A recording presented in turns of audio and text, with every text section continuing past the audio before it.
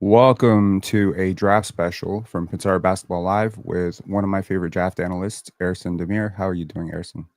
Hey, thanks for having me on again, man. I had a blast the last time. Yeah, man, 5 weeks and then the draft hits. Let's talk some draft. I can't wait for draft night already.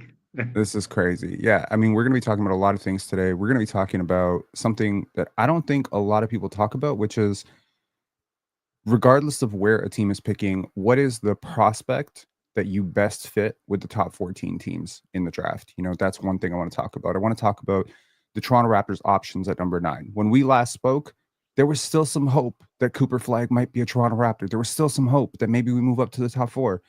A lot has changed since we last spoke. Number 1, the draft lottery happened. Rigged, not rigged. I'm on the side of not rigged, but Yeah, very me too, man. coincidence, big coincidence. And there's also been an entire draft combine. Measurements have come out. How has this changed? Now draft evaluators have had a chance to meet these prospects. They've gotten to see them in the 2 months, 1 month since they last saw them play. Are they in better shape than they remember? Is the shot looking a little bit different? Have they added something to their game that we don't remember in college? So there's a lot of things that have changed. And I think there's some players that have flown up draft boards. When you were last here, you and I were both pretty high on Carter Bryant. Now it seems like the entire world is pretty high on Carter Bryant, which is pretty cool.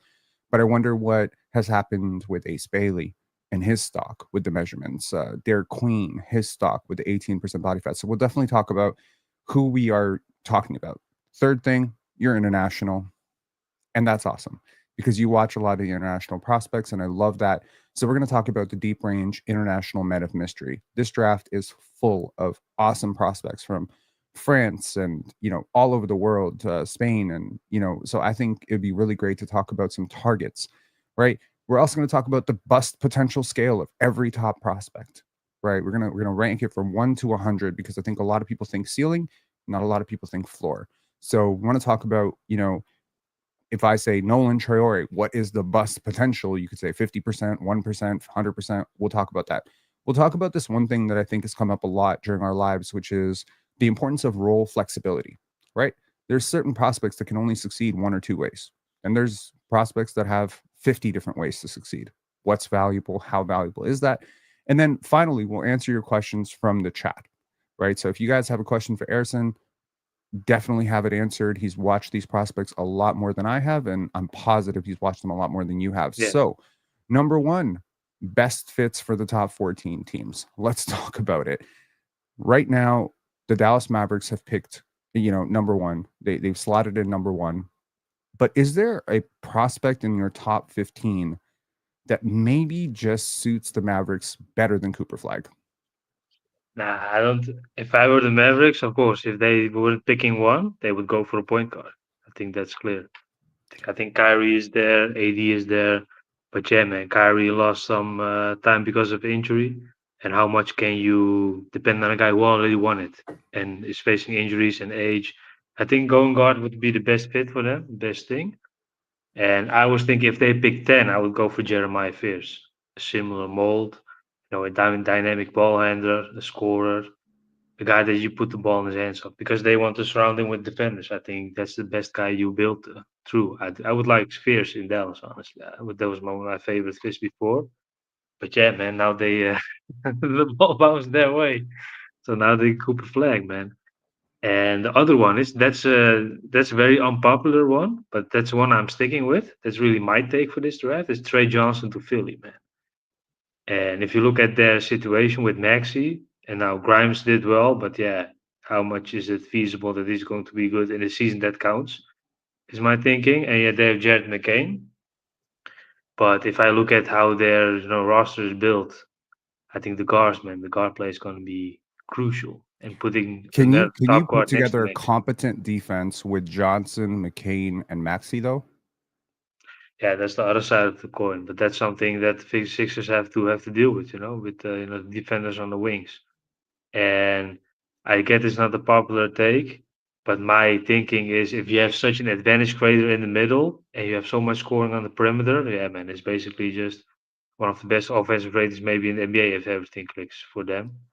And then you figure Mhm. out the defensive side of the ball. That was my thinking, man, because they have a Yeah. few more years of Embiid's, time slot. Of course, if it's not more than that, but let's say he faced some injuries as well. you maximize that. And then you have two elite guards that you can continue to build through with Maxi and with Trey Johnson. Yeah, man. But that's one of my favorite takes for this draft. Although, yeah, they have McCain and they already had Grimes, who has a good year. So it might be a logjam first, but that will be one of my favorite ones, man. Is there if if there is some thinking that Embiid doesn't come back, does Kaman Malawach make sense? Or Derek Queen? I would go for Queen. If I look at that team, yeah, they need that initiator from the middle, man. They need that initiator inside. I think Queen's game is much better for that. I think Malawach is more of a utility player and will likely always stay a utility player. But yeah, Queen is the opposite in my opinion. If he doesn't feature him, there's no legitimate chance that he can succeed because he has to be featured to make it work. The Bulls need a I'm guy hearing like a lot him. of pro Trey Johnson. I'll apologize in advance to anyone who's hearing a little bit of construction in my background. I'll try to mute it as much as I can. Uh, I'm seeing a lot of positivity towards, from you at least, for Trey Johnson, Derek Queen. I think you value shot creation a lot. Yeah, and skill. Shot Yeah, creation skill. I think the defensive stuff is it's crucial, but NBA teams run different action than college basketball teams. So that is the whole different thing in my opinion.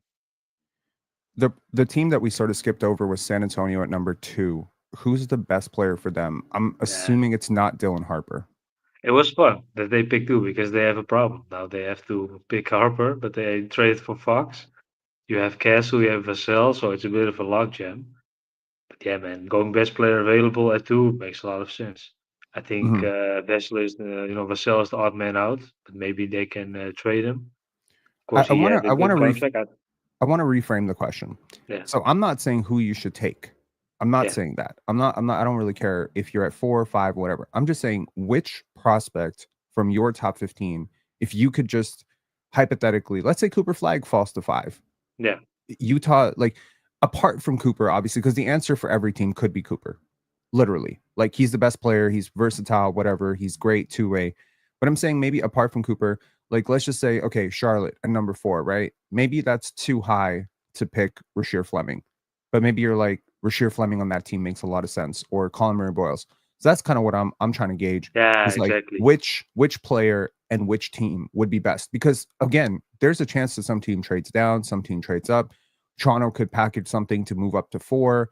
Utah could package something to move down to 13. There's definitely all these things, and I think fit means so much in the draft, right? Like where you are, how they play, how you play, what they need. Even like when I look at last year, Kalal Ware, right? Kalal Ware had all these motor issues, work ethic issues, apparently, right? I don't know. I never met him, but apparently that's what we're hearing. And he ends up in the perfect situation in Miami, I think. If you have work ethic issues, you will not have work ethic issues in Miami because they'll make sure you Yeah, don't have it. So he needed structure. They had structure. It was a perfect fit. So that's kind of what I'm going for. So with Charlotte at number 4, with the way they like to play, they have a lot of shot creators. Who's like the player that you're like, maybe 4 is high for this player, but I wish this player would end up in Charlotte? nah, I think for Charlotte it's all about the pace, and the consensus going with VJ Edgecombe is correct in my opinion What about because he Noah needs Senge? pace to succeed. Sorry, How do you feel about Noah Senge in in Charlotte? Charlotte. Nah, I think they picked Solon for a reason. I think Solon is a little bit too raw than advertised, at least in this context. And picking a similar, you know, tall wing, that's the idea. It would be, I think, it would not be a good move for them. I So think they should ride it it'll be out a with Solon. redundant. It'll be a redundant move for Yeah, them. So I like a lot of players in Charlotte actually because they have a lot of holes. That's the great thing about yeah, bad teams. They need a lot of things. I think Trey Johnson is interesting in Charlotte for sure. I think Derek Queen could be really interesting in Chicago next to Mark Williams, right? If you think about it, yeah. they could play really big there. I also don't really like Mark Williams, so I think Kaman Malawach could be a really interesting fit there too. But you find him to be more of a utility guy. What about Utah at 5? Another team that maybe doesn't have a star, but kind of has a pseudo star in Laurie Markkinen. I don't know what they're doing with him. Maybe they trade him. The fun thing about them is they need everything, man. I think Taylor Hendricks is one of the most crucial guys there. And Walker Kessler, let's assume he's gonna get a contract and stays. If I were them, I would address the depth at 5 for Utah. and go for another big again, and play big lineup. That would be my choice. But the other side of the coin is, yeah, do they have the minutes for him? And I was thinking the other day with Utah, what if they trade out of this draft because they pick guys every year, but you need the minutes to develop these guys as well. Isaiah Collar had a good year. Do you gonna reward that guy or gonna pick a guard again? What's gonna be?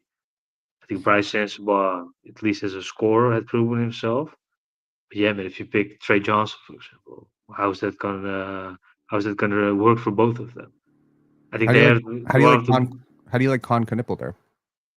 Yeah, I think with Conquerable, he's the easy pick because it's the classical. I hope I don't offend anyone by saying this, but the classical white guy prospects plays in the right way, etc., etc., etc. He fits almost everywhere, and if he goes to Utah, I think it would not really help him as a prospect because he's going to be put in a box as a connective player, mostly with his shooting, and they need some shooting, but it's a good fit. But he fits at several places because of the role is so What's valuable for him. what's his best fit? I think the best fit for him, if you purely look at the situation of okay, is he going to develop? It would go San Antonio, but that two is too high in my opinion. Two is way too high. So if San Antonio trades down potentially, or if Con falls to 14, I think that's a really good fit for them. Yeah, Just for because anyone who doesn't if you remember the look at that draft. situation, Yeah. they need shooting, man. Because Fox has proven not a reliable 3-point shooter throughout his career. And coming into the draft, Stephon Castle had the same issue, and Devin Vassell hasn't really developed into one because that's one of the expectations that was for him.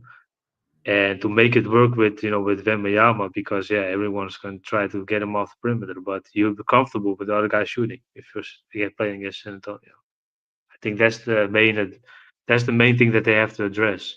And my issue with San Antonio is they have Fox, who is known for his rim pressure, but now you get Harper, who does the same thing.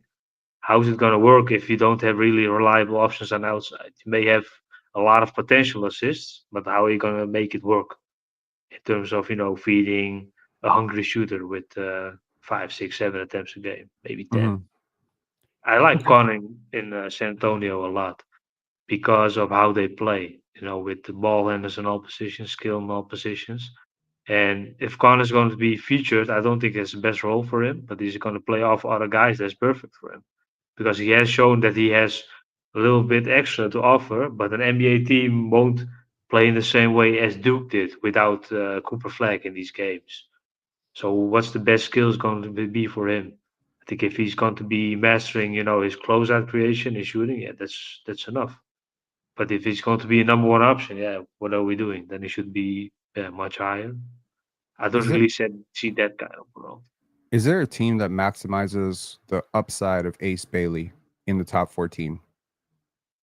Nah, I think that's such a crapshoot, man, because it's fun to talk about 100% percentile outcome, but as you said, no one really thinks about the floor.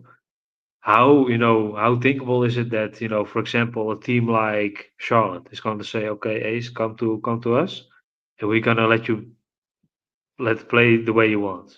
That's not gonna happen. Washington, maybe? I know he won't fall to number 6, but they don't have a ton of shot creation outside Nah, of and they Jordan are Poole. likely gonna stay bad, so that would be a good thing for him to land at. Brooklyn, the same thing. I don't see them being good. I think it's going to be contrary. They're going to trade some more guys, maybe Cam Johnson, and continue to stay bad, and maybe try again something in free agency in a few years. Who knows how the CBA is going to develop. But if he goes to Philly, yeah, I don't know. I don't like the fit because the Sixers want to win. They don't want to be bad because Embiid is he doesn't have 5 years left anymore, right? So they have to maximize the window. Is there any team at all, forget the lottery, any team at all that you think Ace Bailey could work there? That's the best situation for him, whether it be New York, Houston, Boston, Mm, whatever. If I look at OKC, that's the type of shot maker that they need, and they can afford to develop a player and miss, and they have the resources to I really develop a like guy that. like that. I really like OKC. That would be great for him. He would play with winners. He would be in a selfless Yeah, culture. His personality, I think, is still very moldable at 18. People forget 18-year-olds, very impressionable. And to anyone who thinks they're not, think about yourself at 18. How different were you from who you are today? People can change so drastically between the ages of 18 and 25. I do have some neuroscience inklings that by the time you're 25, your personality is way more set. So that's yeah. sort of the thing. It's like you're way more impressionable at 18. Bad habits can be broken easier because you haven't been forming them long enough. So I have question marks about Ace Bailey, of course. I've always been one of the lower guys on him, but there's a world in which this guy succeeds, and I'm trying to find that world. Maybe Chicago, you know? They have Matas Buzelis next to him. He can come in. He has Josh Giddey. He has tons of spacing. I don't know what they're doing with Nikola Vucevic. I pretty much have pegged Thomas Sorber to Chicago in my mocks, but yeah. Okay, moving on to Washington. Is there a team? Is there a player in the top 14 where you're like, that is the perfect fit for Washington? If I go to Washington, that's I think it's a pick for for the lottery, right? That you're talking about. Yeah, lottery would be too high, but I like Nolan Traore for Washington a lot, man. Because Carrington is going to be for the long term. He has proven himself as a rookie, but he isn't really the creator for others. He isn't really the advantage creating passer for others. I think that's Nolan Traore's role to thrive in. And if I look combine both strengths, it make a lot of sense. And they both have good enough size to play one and the two, and that's all they need. I like Traore a lot. It's not really coincident that they are, focusing on the French players. I think they're gonna pick at least one again in this draft class. But Traore makes a lot of sense, man. And they're on a bad team, so he's a bad defender. That shouldn't really hurt them because they're all bad defenders. So he can grow in that role in Washington. What Because about if you're another bad, you want to be good. what How about how another cliche it sounds. French prospect for Washington, Noah Senge? Hmm. Next to Alex Sarr, next to Bilal Koulibaly, that is a very interesting 2-3-4, depending on how you feel about Keyshawn George, right? So you could also slide Alex to the 5 if he eventually bulks up a little bit, because we're seeing a lot of stretch fives. So there's no reason to believe that he can't bulk up the way Miles Turner bulked up or Naz Reid bulked up. Like he's not slight of frame like Noah Senge, where the rounded shoulders are such a concern for me. So that's what I'm thinking is if they love French prospects, Noah Senge might be their guy. That makes a lot of sense, man. And this is one that I was thinking about in the last few days. It may come around as really hot take ish, but if you really think about it, it's really not hot take. My thing is, why is Ace Bailey being regarded as a better prospect than Noah Senge? I Shot don't. creation. Yeah, if you take away the shot creation and then figure out what Noah Senge has, compared to what Ace Bailey has. And the potential is to be discussed, but that's something that I'm thinking about a lot more. I don't really see a world where, in terms of building winning prospects, building winning teams, that there's really that much of a gap between those. I think the only thing is, the one is very popular and the one is barely getting Noah's noticed throughout the Noah's season also is the other one. younger. Noah's also younger. Yeah, I think he has a higher motor, definitely higher motor. He figures to be a great transition player. He has a tremendous size and length for his position. He has shooting upside, even though it's not the same type of shooting as Ace, where Ace's shooting is more off the dribble, self creation stuff. He wasn't super effective, but we've seen versions of this that have yeah. worked. Whereas Noah is more of a role player right now. But is there like some star upside with Noah Senge? If he develops in the right way, of course, it sounds cliche. It's more of a long-term bet. I think Ace Bailey, if this shot falls, yeah, man, there's nothing they're gonna do about it. He's gonna score 15, 18 night, and then he's gonna round to completely round out his game, and he's gonna be the best players in this draft class.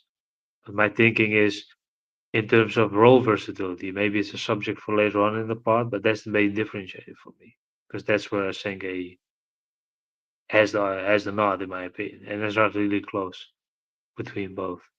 So it's really what you're looking for. I think from the outside looking in terms of entertainment value is Ace Bailey without any doubt. But in terms of winning teams, and how much roles can you put in a team, Senge is the much better prospect in my opinion. Hmm. What about New Orleans? We don't really know exactly what they're doing with Zion, but who among these players, had New Orleans picked third, second, whatever? What's the prospect that you think that's a New Orleans Pelicans prospect? Yeah, they're in a similar position as Dallas, man. I think they need a point guard for the future. Okay, CJ McCollum is he's getting older and he plays some guard for them, but that says enough. And if I look at their team, it's yeah, man. I think guard play is really lacking. I think that's one of their main issues. I would go for a point guard if I were New Orleans, and I would give Yves Missy the not punish him for having a good season. He should be featured a lot more at the five. Going for a front court player would be a bad decision in my opinion if I were them. I think they should go for a guard. And Is that assuming they keep Zion? yeah, I think the GM left. I think that's one of the biggest issues. And Zion wanted to win, and the GM didn't really, maybe put enough effort in it. He made some trades, CJ McCollum, etc., but they were never really a winning team with acquiring players. They had a lot of talent, and they were really, really good drafting teams, but yeah, they never stood a chance. And of course, if Zion doesn't play, what's the rest of the team gonna do? Yeah, Right. that was one of the things as well. So Are you still high on, or were you ever high on Jordan Hawkins? no, No. no, because I think he was a one-dimensional player. The shot. And at UConn, it looked a lot smoother. I think when he played as a freshman, he played a lot more later on in the season. And then he saw some flashes. Then he returned to school, and then he really grew into his role. So shout out to him. He deserves to be such a high pick.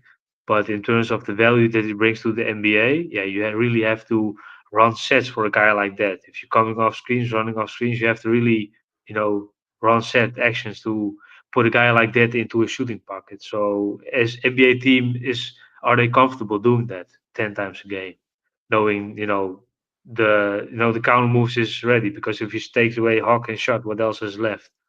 So the one dimensional skill, even if it's elite, might not be even enough to succeed in this era, man. So it's all about. So it wouldn't stop you from taking someone like Khan. I think Khan and Hawkins are different because if I look at Khan and the last time since we spoke, I haven't had an update about him, but I did in the meantime, and I was impressed, man, because his decision making out of closeouts, for example, as a passer, is so quick, and he seems to always be calm and makes the right decision. I think that's a big difference.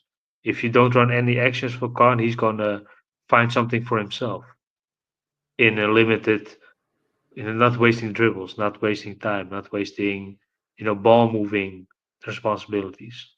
I think that's the main difference. And with Hawkins, it was all about, that was the time that the NBA loved running, coming off screens and shoot, coming off screens and shoot. Of course, that's the main value as a shooter. But what else did he really bring in the NBA? I think that's something that he really hasn't answered. And with Khan it's more so he can do multiple things for you. I think that's the big difference. Absolutely. And I mean, whenever we have a leadership change in the front office, you never really know which way a team is going to go because all the guys that are on that roster were drafted by the previous guy, which in this Yeah. case was David Griffin. So maybe, the new guy is not super high on Trey Murphy. Maybe he's not super high on Herb Jones. Maybe he's not even super high on Eve Misi or, DeJounte Murray or any of those guys. But it's funny because they are one of those teams like Philly that, if healthy, could push for the playoffs next year with Zion, with Trey, with Herb, if DeJounte comes back 80% of himself. So what about Brooklyn? Is there a player that you think screams Mm, Brooklyn Nets? I think Brooklyn needs a lot. They need a lot. And the guys that they have right now, I don't really think if they're really committing long term. Cam Thomas should be one. But yeah, man, Cam Johnson is going to be traded, I think. I think keeping them would not really make any sense. So they might earn some more picks from there. They need a lot, man. It's just where should we start? And if I were Brooklyn, I would go for a guy that you feature early. For example, they don't really need him, but Queen.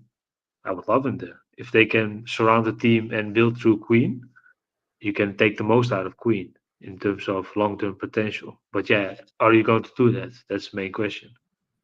I really like the Derek Queen fit in Brooklyn because they have the type of supplemental defenders around him to help him.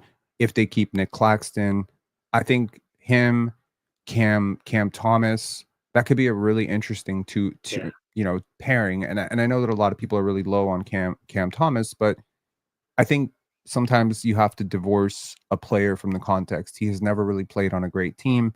I know he has a lot of holes as a player, but I certainly think he's massively outpaced his draft stock. Like where he was in the draft to where he is today, I think he's exceeded that. So I like Queen for them. If I'm thinking, who else do I really like in Brooklyn? I don't mind Carter Bryant in Brooklyn. I don't think they have that sort of toolsy two-way wing unless, they did trade Mikal Bridges. So I think that replaces some elements of what Mikal brought to them. I also think they need Jeremiah Fears. I mean, someone like Jeremiah Fears or Trey Johnson could be great for them because, that shot creation, but also like the playmaking with the shot creation, which is what you don't have with Cam Thomas, right? He's a bucket getter, but he's not a great playmaker. So putting someone next to him who can make his job a little bit easier, I think would be great. Now we get to my beloved Toronto Raptors, who fell 2 spots in the draft. yeah, I'm not too sad about it personally. I like a lot of players in this range of the draft. Personally, I'm trying to think of it glass half full. They save a little bit of money. Moving down from 7 to 9, you probably save like $4 million over the next few years. So it's a little bit cheaper. The Raptors are a super expensive team. They don't want to play the tax. They're not a winning team necessarily. So it kind of helps with the cap sheet. Who do you like for Toronto? Not necessarily at 9, but just any player. I mean, you could include Dylan Harper here. You could include Ace Bailey. You can include whoever. Is there a player that you just think, based on what Toronto has, based on how they want to play, with the addition of Brandon Ingram, with the ascent of Scotty Barnes, with assuming Jakob Pertl is sticking around, Emmanuel Quickly, is there a player that just screams that's a Toronto Raptor to you? yeah, man. I'm going Malwatch all in. He makes too much sense for me for Toronto because if I look at the other guys, they need the ball, and you need a guy who can play off other guys very well. And if I look at Duke, of course, it was built around Cooper Flag, but when Flag went out, Karl Knoepel took over, and he thrives in not being the creator, but more so using gravity of others to put himself in position. Very good screener, passer. I think the offense is going to come around. That's one of the most undiscussed things because he is more of he makes people lazy. You assume that he's going to be elite defender instead of looking what he can bring on the offensive end as well. And that's why I like him for Toronto because they need offense, but they need, someone they can finish off these advantage credit. Toronto has a lot, man. I think Barrett he can use his physicality. I think Ingram can use his, size and fluidity and quickly. Yeah, man. If he start getting hot, of course someone is get gotta bank in these putbacks of his long trees. At least in New York, that was one of my favorite things about him, man. But we can go on. I think that's the perfect guy that you round out the roster with. Not even speaking about Scotty Barnes, who should be, I think, the primary creator for this team to really make it happen. I would Mhm. compliment them. Let's say they pick Queen, it would be a disaster in my opinion, because yeah, man, it's going to be your turn, my turn with 5 guys basically. And the defensive end is not going to be an issue with how Toronto's built, but yeah, the offense is going to be If I think yeah, about Kaman's, what everything you're saying about Kaman, defensive upside, two-way, plays without the ball, can succeed in a low usage role. There's other players, perhaps not at that position, because I mean, in the centers of the draft, we're talking Queen and Malawach. So between Queen and Malawach, obviously the low usage, high value role player is Malawach. The high upside defender is Malawach. But what if we move away from center, assume that the Raptors can fill that hole somewhere else yeah, via trade, whatever, and we start thinking about wings and guards? Because yeah, as exactly. high as I am on someone like Jamal Shed, Grady Dick, RJ Barrett, none of these guys are like, I can't draft because they're going to get in this guy's way. Ochai Baji was really good shooting from three. I would trade him if we get the right wing. Forget it. He's whatever. So being unemotional about this. What about wings and guards who could succeed in the I would same go way? And Rashid Fleming. That's Rasheer one of the Fleming and picks I Carter, like. Rasheer and Carter Bryant, those two guys, they sort of do the same thing that Malawach does at the wing to me. Like they're not the greatest playmakers, They're not the greatest shot creators, but they're great off ball. They can cut, they can screen, they can run the floor in transition. They can make simple reads out of a double or in the short roll. They're multi-positional, right? Noah Senge is also another one, I think, could also fit that mold. Toronto loves their long wings. They love to play in transition. Last year, everything about Toronto was we want to play aggressive trap defense. We want to have high pickup points. We want to be very aggressive in the passing lanes. We want to play unselfish basketball. We want to have a lot of off ball movement and cuts. So, yeah, I see the role of Kaman. If he can grow as a screener, he is a great complement. But I also see the value of Carter. And the only player that I think I would rule out of this a little bit is Colin Murray Boyles, just because of the shooting. Toronto has enough spacing Yeah. issues with Scotty Barnes and Jakob Pertl to add another one there. What about Jeremiah Fears in Toronto, though? Mm.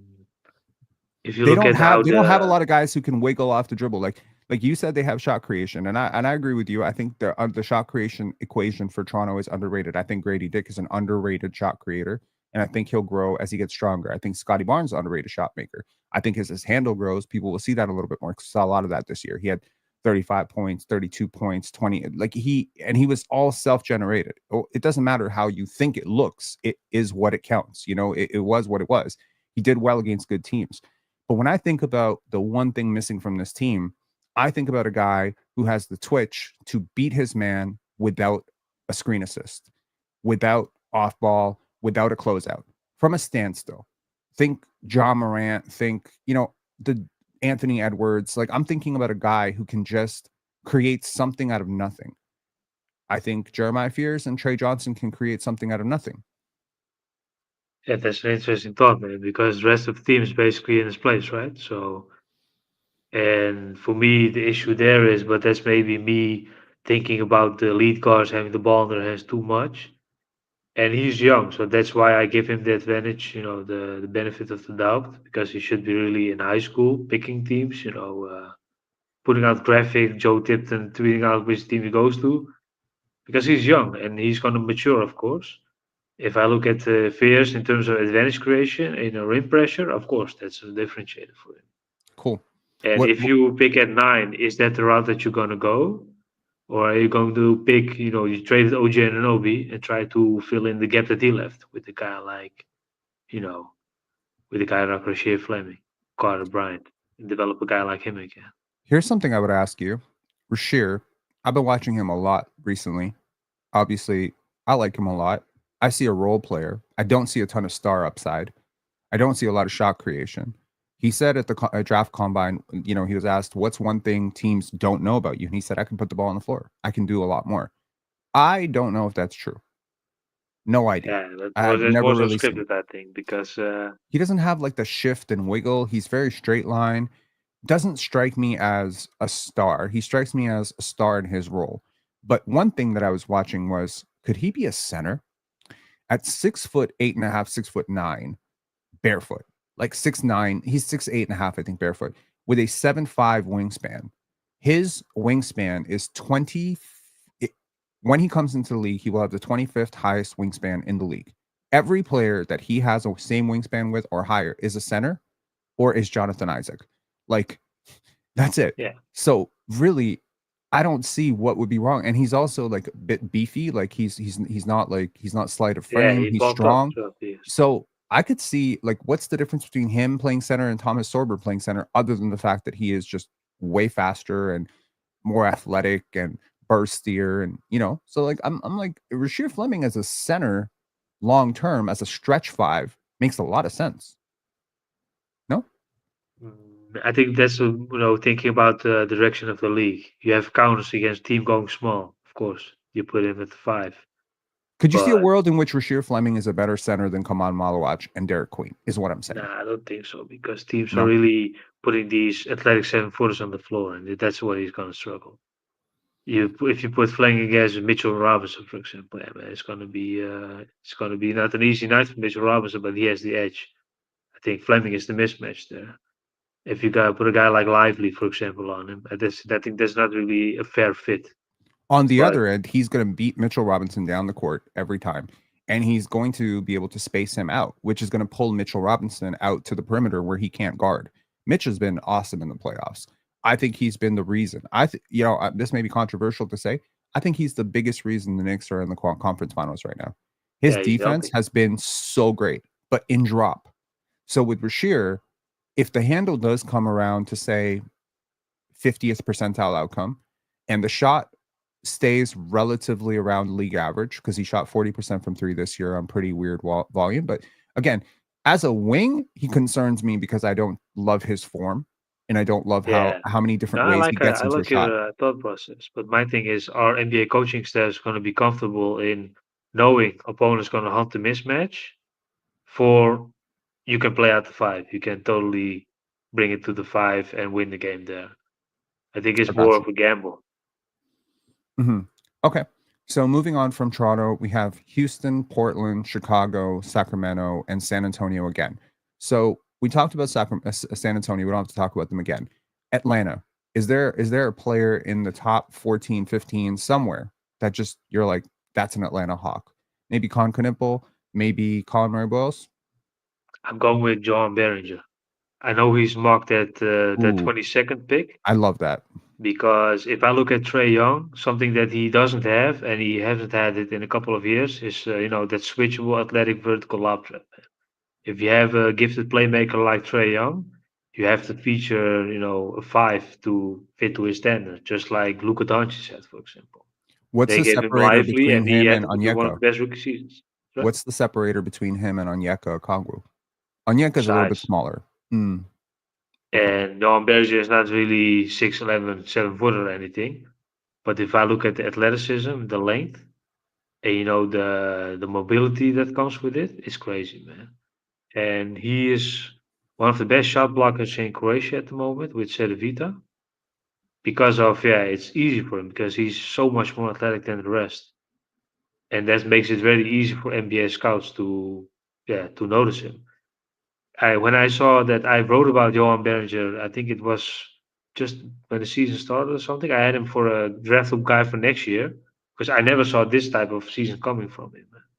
But then I was thinking when Givoni put him in the lottery, I was thinking, okay, man, yeah, if he does it, he has an idea behind it. But if you look purely at the positive, it makes a lot of sense because Mm, of how athletic he gifted is and how much he fits into a role. But if you look at his free throws, for example, yeah, I won't cause game with him. And if you look at, for example, when I was watching him before writing him, it was team defense was inside the paint it was all his, but outside the paint he was too slow to process the game. And I don't know how this developed in one season where he is at now, but that was one of the concerns I had. mhm, But yeah, you're the Atlanta Hawks. Defensively, you're gonna be targeted with if you build through Trey Young. So that's something that they should, take at face value and try to work around it. Especially if you can have a guy like Jalen Johnson, plus size, does everything. mhm, If you have a guy like Zachary Ricochet, it's gonna be a similar role. You can compensate a little bit for it. But if I were them, I would go for a guy like Behringer, man. And then it could be at 22. It can be it can be at 13. Doesn't really matter. That's one of my favorite fits for them. okay. So we got Joanne Berenger to the Hawks. What about the Chicago Bulls? I was thinking about Derek Queen, man, because Derek Queen is a very lucky guy. He has a lot of teams that he can go through in the lottery. Because Vucevic, yeah, he's done, man. I don't. If I were them, if they ever plan on winning or going to the playoffs, I would, say goodbye to Vucevic. I think he's his last year, or maybe they have a team option that they can decline or something. I think he has one more year left, but it doesn't matter. Maybe it's better if he stays on the team for 1 year. Let the rookie develop in peace. And Montas Buzelis is going to be a game changer for them How and would how you they're like going to build How basketball. would you like VJ Edgecombe in Chicago? Mm, I'm not really a I know fan he's of not that. going to fall, but I mean, I'm just saying, like, we haven't talked about VJ for Yeah, any of these teams, and I think he was one of the biggest winners of the draft combine because there were a lot of rumors that he was going to be closer to 6'3". He measures out solid 6'5".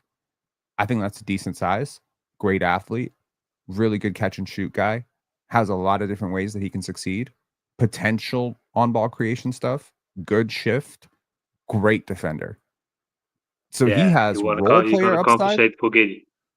Sure, absolutely. And Kobe White is not, Yeah. a world beater Hey on man, if you defense. put it So, like that, it makes a lot of sense.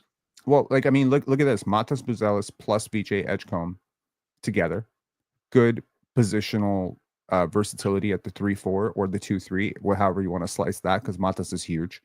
I really like Buzelis. I had him fifth on my board last year. I can't believe he fell to 11. It's honestly Yeah. criminally insane that him and Topic fell that far. 11 and 12. Like, wow, what are we doing here? Like, I know Zach Edey had a great rookie year.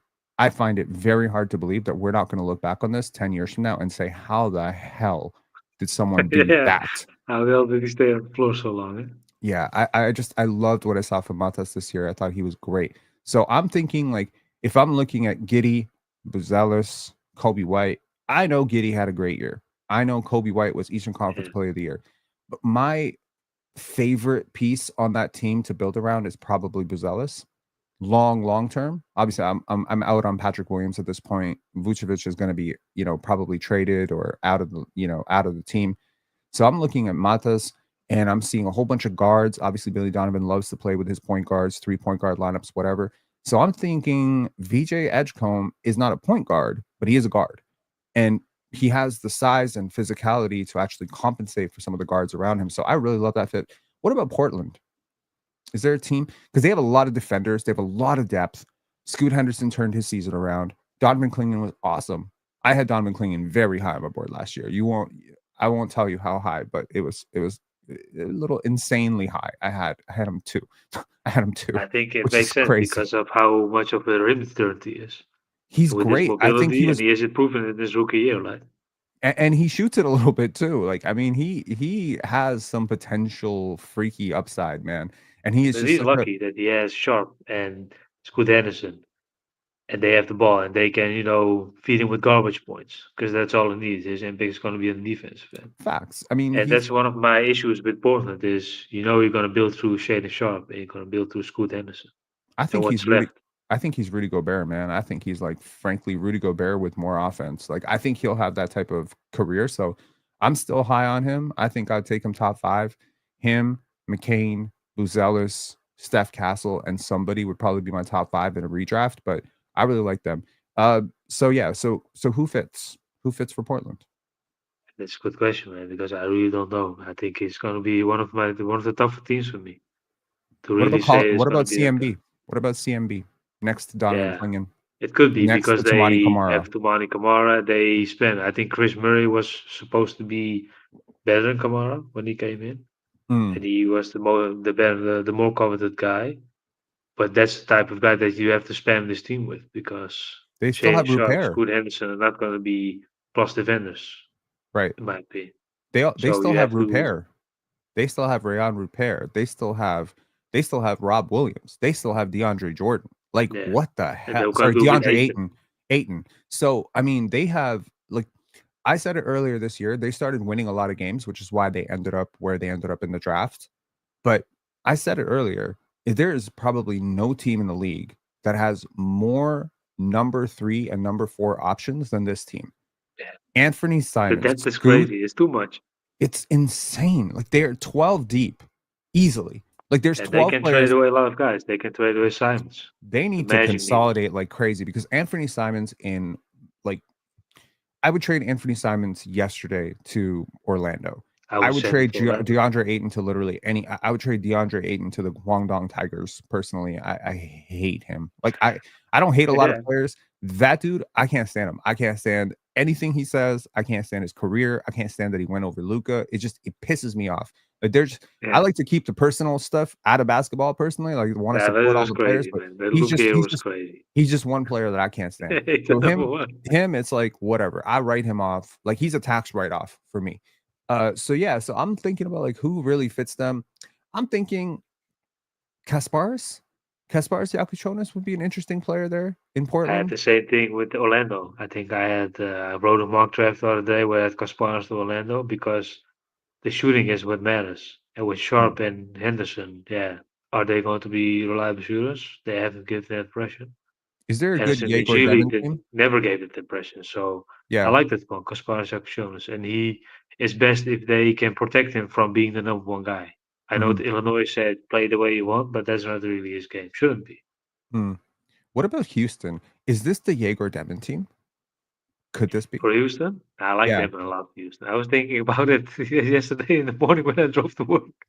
I was like, okay, then Houston is everything, but they don't have that 6'10" creator. No, they For don't. yeah, and Jalen Green, if you give him fewer touches, he's gonna never gonna hurt them anyone. So I like him, and maybe they're gonna mimic the Thunder a little bit with Topic. Did the Yeah, I Thunder mean, really need Topic? mhm. Yeah, not really, but they said, okay, this guy is gonna help us tremendously if he's going to be ready and contribute. If Can I you were imagine Houston, the I would like that size? statement. Can you imagine the size on Houston if they put out a lineup? Imagine the following lineup: Yegor Demir, Jalen Green, Amen Thompson, Jabari Smith, and Alperen Schengen. Like Yeah, they're just the biggest team in the world. Like it's insane. I don't know about his physicality, but I do think he's the best passer in this draft. I'm hearing he's going to go top 15. Like should lock be. him for top 15. And there was a lot of talk early in the season about top 5. Then there was a lot of talk mid-season about is he a first round pick? And I think somewhere in the middle is going to be late lottery. If a team picks him high lottery, I think it has to be the right fit. It has to be Washington, Utah, someone where there's like a role for him to have the basketball. He's one of those players that has a narrow window of success, in my opinion. Like he has to have the ball in Yeah, his he has hands. that one outlier skill to hang his head on, and his Exactly. size. You know, and it reminds me a little bit of Michael Carter Williams. It reminds me a little bit of Tyreek Evans. It reminds me a little bit of Gilbert Arenas. There's just certain players where when you take the ball out of their hands and ask them to function off ball, their 80% of their game is gone. Yeah, And they just don't know how to function. Like, whereas, you know, you have players who have really great off ball tendencies, like you can develop it a little bit. And like Clay Thompson, you know, like Clay Thompson in his prime could be valuable on ball, off ball, maybe more off ball. And there's just certain players that have the scalable skill set where they have good off-ball tendencies. I think Luca is an example of a player who had a very narrow success path. He became the best version of himself. But if you were yeah, going to and put he was Luca in the happy that he corner, went to Dallas for because sure. they knew exactly what they were getting. Exactly, and his talent is so overwhelming, you wouldn't ever think to play him any other way. But there are certain players like Yegor Demir that don't have Luka's scoring package, physicality, whatever, and they're not necessarily going to be handed the ball from day one. There's a lot of players through high school basketball that, you know, they were point guards who got to demand possessions, demand touches. They never really Jaden developed their Hardy, for screening. example. Exactly. Jaden Hardy's a great example. There's a lot of great examples of that. And I just think there's so many times when we talk about draft prospects failing or succeeding, we don't talk about the fact that there was a very narrow role that they could actually succeed in. They were never given that role, and so they failed. So, okay, we can move on from that. That was a very interesting discussion, and I think we can talk about the Raptors' uh, targets at 9. And there's some targets. So I want to show you this image, which is our graphic image of the Raptors draft. And it's these guys. Hang on, let me just pull us a little bit to the side. Yeah, Uh where the hell are we? There we go. So this is where we're at. I mean, who's the best fit for the Raptors? You said come on, right? Among these is come on number one among these players for you if you're constructing a draft and board? you sold me the Fierce idea, man, because I'm thinking about that right now, and it's more so is a paint touch creator generated like Fierce. Is that more valuable? Is Coman's potential defensive impact more valuable? I would Hmm. lean towards the first with Fierce because his first step, his handles, the combination with the first step, that's special, man. But with Fierce, is the rest of the game is okay. What's it gonna be? It can be everyone. I think the bust potential is serious, not because he doesn't have the talent. The talent is there, but he's very young Hmm. and he has all his eggs in one basket to put it like that. So his window is to get stronger and be a much better team defender because one on one is going to be very bad. That was his case this season in college as well. But he's very young, so that's one of the biggest reasons. And he was never asked to defend anywhere.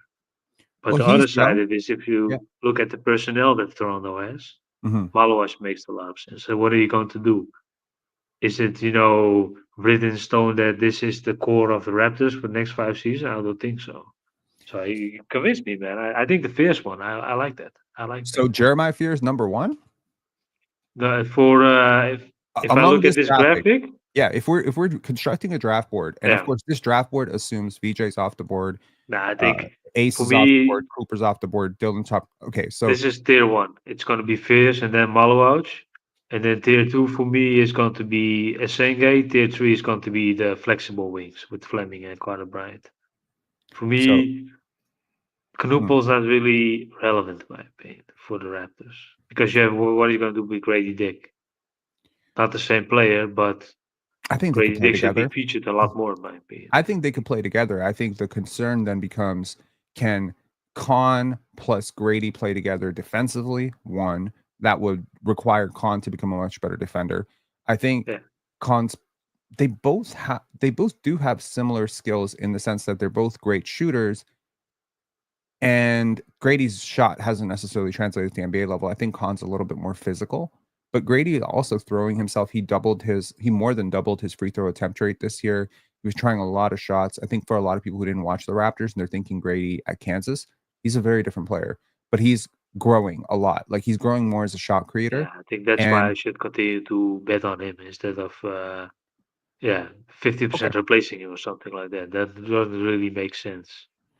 And again, so Queen, yeah, the Raptors don't have the space to feature him, so that's a no go in my mhm. Okay, do you know who my number one player on this board is? opinion. And honestly, I think it's gonna be Conor Bryant or it's gonna be Rasheed Fleming. It's definitely not Rasheer. So if I had to grade this out, it would probably be Carter number 1, Come on number 2. I'm looking at this board. Who's number 3? Who's number 3? I'm thinking it's probably number 3 is between Trey Johnson and Jeremiah Fears. Number 4 is whoever that it didn't make it. Number 5 is Noah Senge. Number 6 is probably Rasheer Fleming. From a fit perspective, I do think Khan's gonna be a better player, but I could be wrong. But I could see Rasheer Yeah, because, I think he would just fit really well with Scotty. He has really good off-ball tendencies, really hard worker, good projectable upside. The worst fits, in my opinion, weirdly enough, would be among this list at least, and I didn't include Colin Murray Boyles, but he'd be like the worst fit. Derek Queen would be the worst fit. Yegor Demon wouldn't be far behind. The thing with yeah, I agree. Carter that I'm They, starting yeah, the thing with Carter that I'm really starting to warm up on is, like, functional athleticism is really insane. Like, all plane athleticism, so from the vertical to how he jumps, the concerns that I had with him and Kaman were playmaking. I've seen enough Carter Bryant film from high school to quell some of my fears about the playmaking. He makes really good simple reads. He had a lot of advanced reads. He had a really low usage role. And digging into a little bit of his Arizona situation, like just kind of, talking to people who covered the Wildcats this year, talking to people closer to him, I get the sense that had he been in a situation where he was given the ball a little bit more, able to start, I think we'd be talking about him the way people talk about VJ Edgecombe. I think they'd be similar prospects. So the fact that he averaged 6.6 points maybe scares some people off, but I'll remind those same people Vince Carter averaged 7.5 points as a freshman. It doesn't matter. At the end of the day, yeah, like, it's all about the role. I it think that's a totally is. really positive in my opinion because he was McDonald's All American, and then he said, "Okay, I'm number one in the team for yeah my entire life, and not anymore. It's done. This is my role. I'm going to learn to play this way." Which is more admirable in my opinion because that's the context in the NBA. So he adjusted to the NBA in college already. So Mhm. there should be an advantage. Plays numbers don't have any value, man. He can shoot 50% from three, but is he a good shooter? Yeah, time's gonna tell. Yeah, BL dude with an interesting comment here. We're gonna just read to the comments later, but assuming he just wrote it, uh, Trey Johnson has knock knees, outward pointing shins and feet, and instability in his right hip and knee. That suggests functional weakness under contact and poor power transfer, bearish on him. You're really high on Trey Johnson. What do you think about that? Mm, If I look at Trey Johnson, how his path to basketball is, it's always creativity. So bad habits are the other side of the coin for that. And is an NBA coaching staff going to teach him how to get rid of the bad habits? Yeah, it's going to change. Because yeah, Mm, man, if you look at what was written, if he tore his knee ligaments, it's done. How is he going to ever play again, right? So right. and the other side of this is if I look at how he played in high school at Texas, yeah, the context was never that good. Is he going to shoot the same way in college as he does in the NBA as well? Yeah, that's up for discussion as well. The numbers are great, 40% on that volume. Hmm. But yeah, again, man, is he gonna play like, for example, there's a fair comparison because I don't agree with it at all. But is he gonna play like Cam Thomas, totally free? Mm-mm. He's a That's better not really gonna playmaker. be the He's a case. way better playmaker than him. The adjustment is gonna be tough for Trey Johnson. Okay. Okay. So I guess we can move on to a third topic, which is deep range targets and international men of mystery. So Yeah, there's a lot of international prospects. Some are doing really well. You're high on some, you're not so high on some. Hugo Gonzalez is going to be playing well through the draft. He might be playing actually during the draft because, Real yeah. Madrid Real is Madrid going to be. season is going on, so So he's pretty much I don't know if he's gonna. His range is so wild to me because as a youth prospect, I think it was easy to sell yourself that he's a future top 5 pick. yeah. Very easy. 15, 16 years old. I've watched it. He was like Ricky Rubio hype. Lately, the rest of the skill has caught up, and this is my issue with players who succeed at a youth level. Sometimes you read the right books before everyone else. Now, what happens when everyone else reads the same books? There's certain kids like LaMelo Ball, Lonzo Ball that were so ahead in terms of skill development at an early age. Then there are players like Rasheer Fleming, Carter Bryant that developed those skills a little bit later. So to me, Hugo is a guy who just was way more skilled than a lot of guys at his age, maybe more athletic. But now you go up against similar sized athletes. Their skill is growing as your skill stagnates, and suddenly they lap you, they pass you. And that's not and some people think it's because, if you were highly ranked as a 15-year-old and you're not as highly ranked as a 19-year-old, it must mean that you didn't work hard. Actually, that's not it. I don't think that's it at all. I think it's just you worked earlier than them. You were exposed to basketball earlier than them. And, that's just how it happens. So, how are you feeling about Hugo Gonzalez and guys like, Nolan Traore and a lot of these guys that have a lot of skill, but maybe have a lot of holes at the NBA level? If I look at Hugo Gonzalez, it's all about the Spanish youth development. Because what they do is, if you look at the national team, the seniors, they play in a system, and the rest of the youth teams copy the system. So they play in the same way for 10 years before they are pros. And then when they are pros, they know exactly what to do. And if you look at Spain, they were always good in the World Cup, not because they have stars. Of course, they had the Gasol brothers, but if you look at them today, there's not a team with one real star in it. But they will always compete for the title because they are collectively the best team. Maybe after Team USA, you can put it up debate. Maybe even better than Team USA.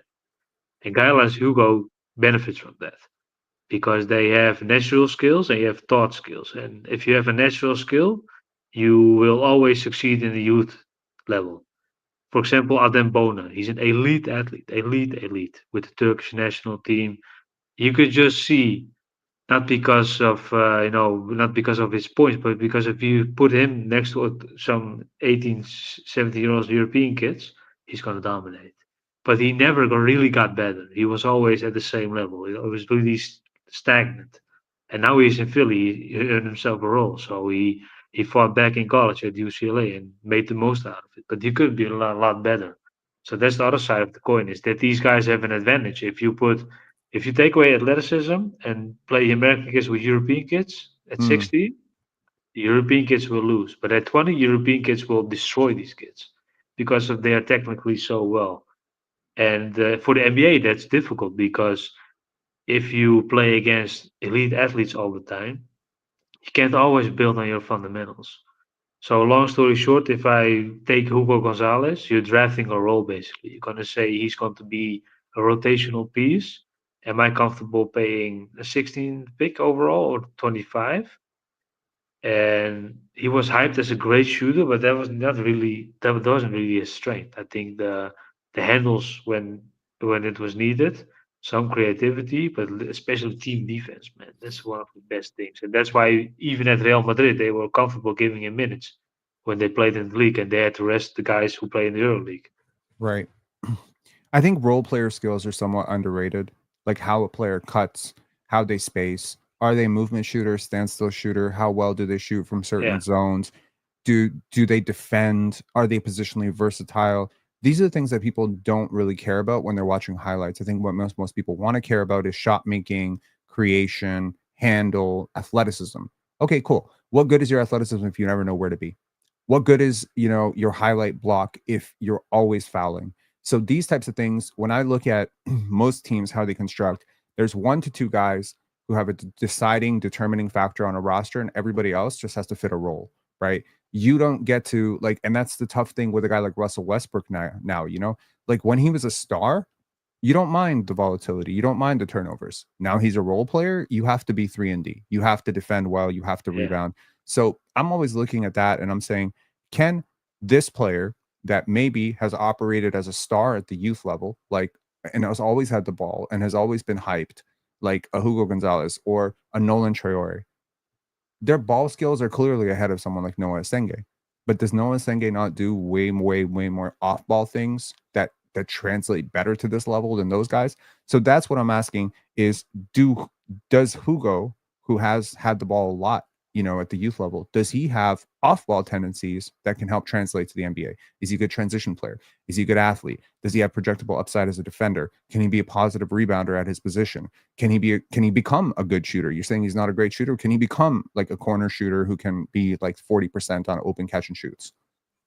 If you have a guy like John Morant, for example, who the ball sticks in his hand, you have to put a guy like him next to him.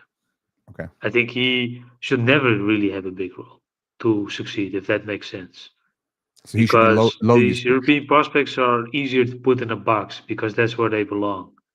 It may sound harsh, but they are taught to play in a role. In European basketball, it's all about the team. You, of course, guys like Luca will always be different, but that's 100% outcome. That's generational. A guy like Luca won't come around very easily anymore. So a guy like Hugo, he can be MVP of under 16, 17, 80s. Ethan Almanza, for example, he won everything, man, at the elite level. But what is going the game going to look like in the NBA? Yeah, it doesn't really look good. Is there a player like Hugo in the NBA right now that you're seeing who's been successful? Like similar Nah, paths, similar strengths, weaknesses? maybe in the past, maybe in the past. I think yeah, I don't really come. The name doesn't really pop in my mind. But if I look at good teams, for example, very early season, very early career, Kawhi Leonard, when it wasn't really that there's going to be that good Hmm. because he can take away your best man on the defensive end and he can be his own on the offensive end. Of course, with him, that's another fair comparison. But what I'm trying to say is someone that can scale back roles when needed. Take that fifth starter role and thrive in it. Be okay with 12% usage, but seeing Well, others score, seeing others produce. there's an international man of mystery that not a lot of people know about because he's blown up draft boards very Yeah. recently, and that is Neokolis Abdalos. And I apologize to all of our Greek listeners for completely botching that. I completely apologize, but I'm going to call him Neo because he likes to be called Neo, and I love the Matrix, so Neo it is. He is very hard to peg for me because there's a lot of different ways his career could go. What do you like about him? You've obviously watched him a lot.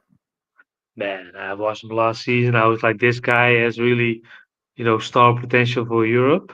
But the NBA, I don't know. NBA, I don't know. I was like, okay, people are going to catch up on him and they're going to like him because a legit 6'7" ball handler, tight handles, man, tight handles, great core strength. If you look at how he, finds his balance at the rim, it's incredible, man. And the best part for me is it's so fluid when he puts the ball on the floor. When he plays against stronger defenders, he puts his body in balance, and he has great touch, man. If I look at, yeah, I like that you put Ben Soroff.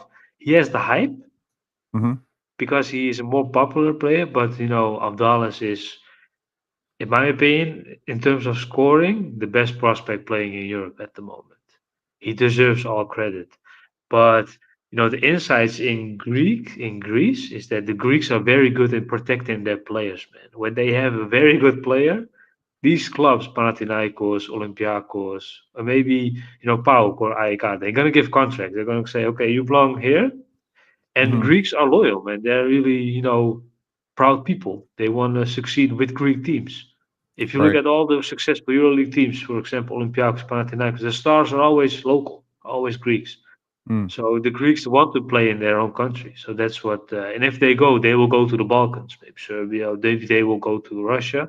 They will always stay close to home. And right now you have an avenue if they go to Turkey and Turkish players go there as well. So, but it's Hmm. always close. It's always that region. And if they go to the NBA, it's because of they made it. For example, Spanoulis was king in Europe, and he was forced to go to the NBA, just like Right. Vasilij Micic, for example. He was like, okay, and this is my opportunity. The role's never going to be same. I have to witness it once.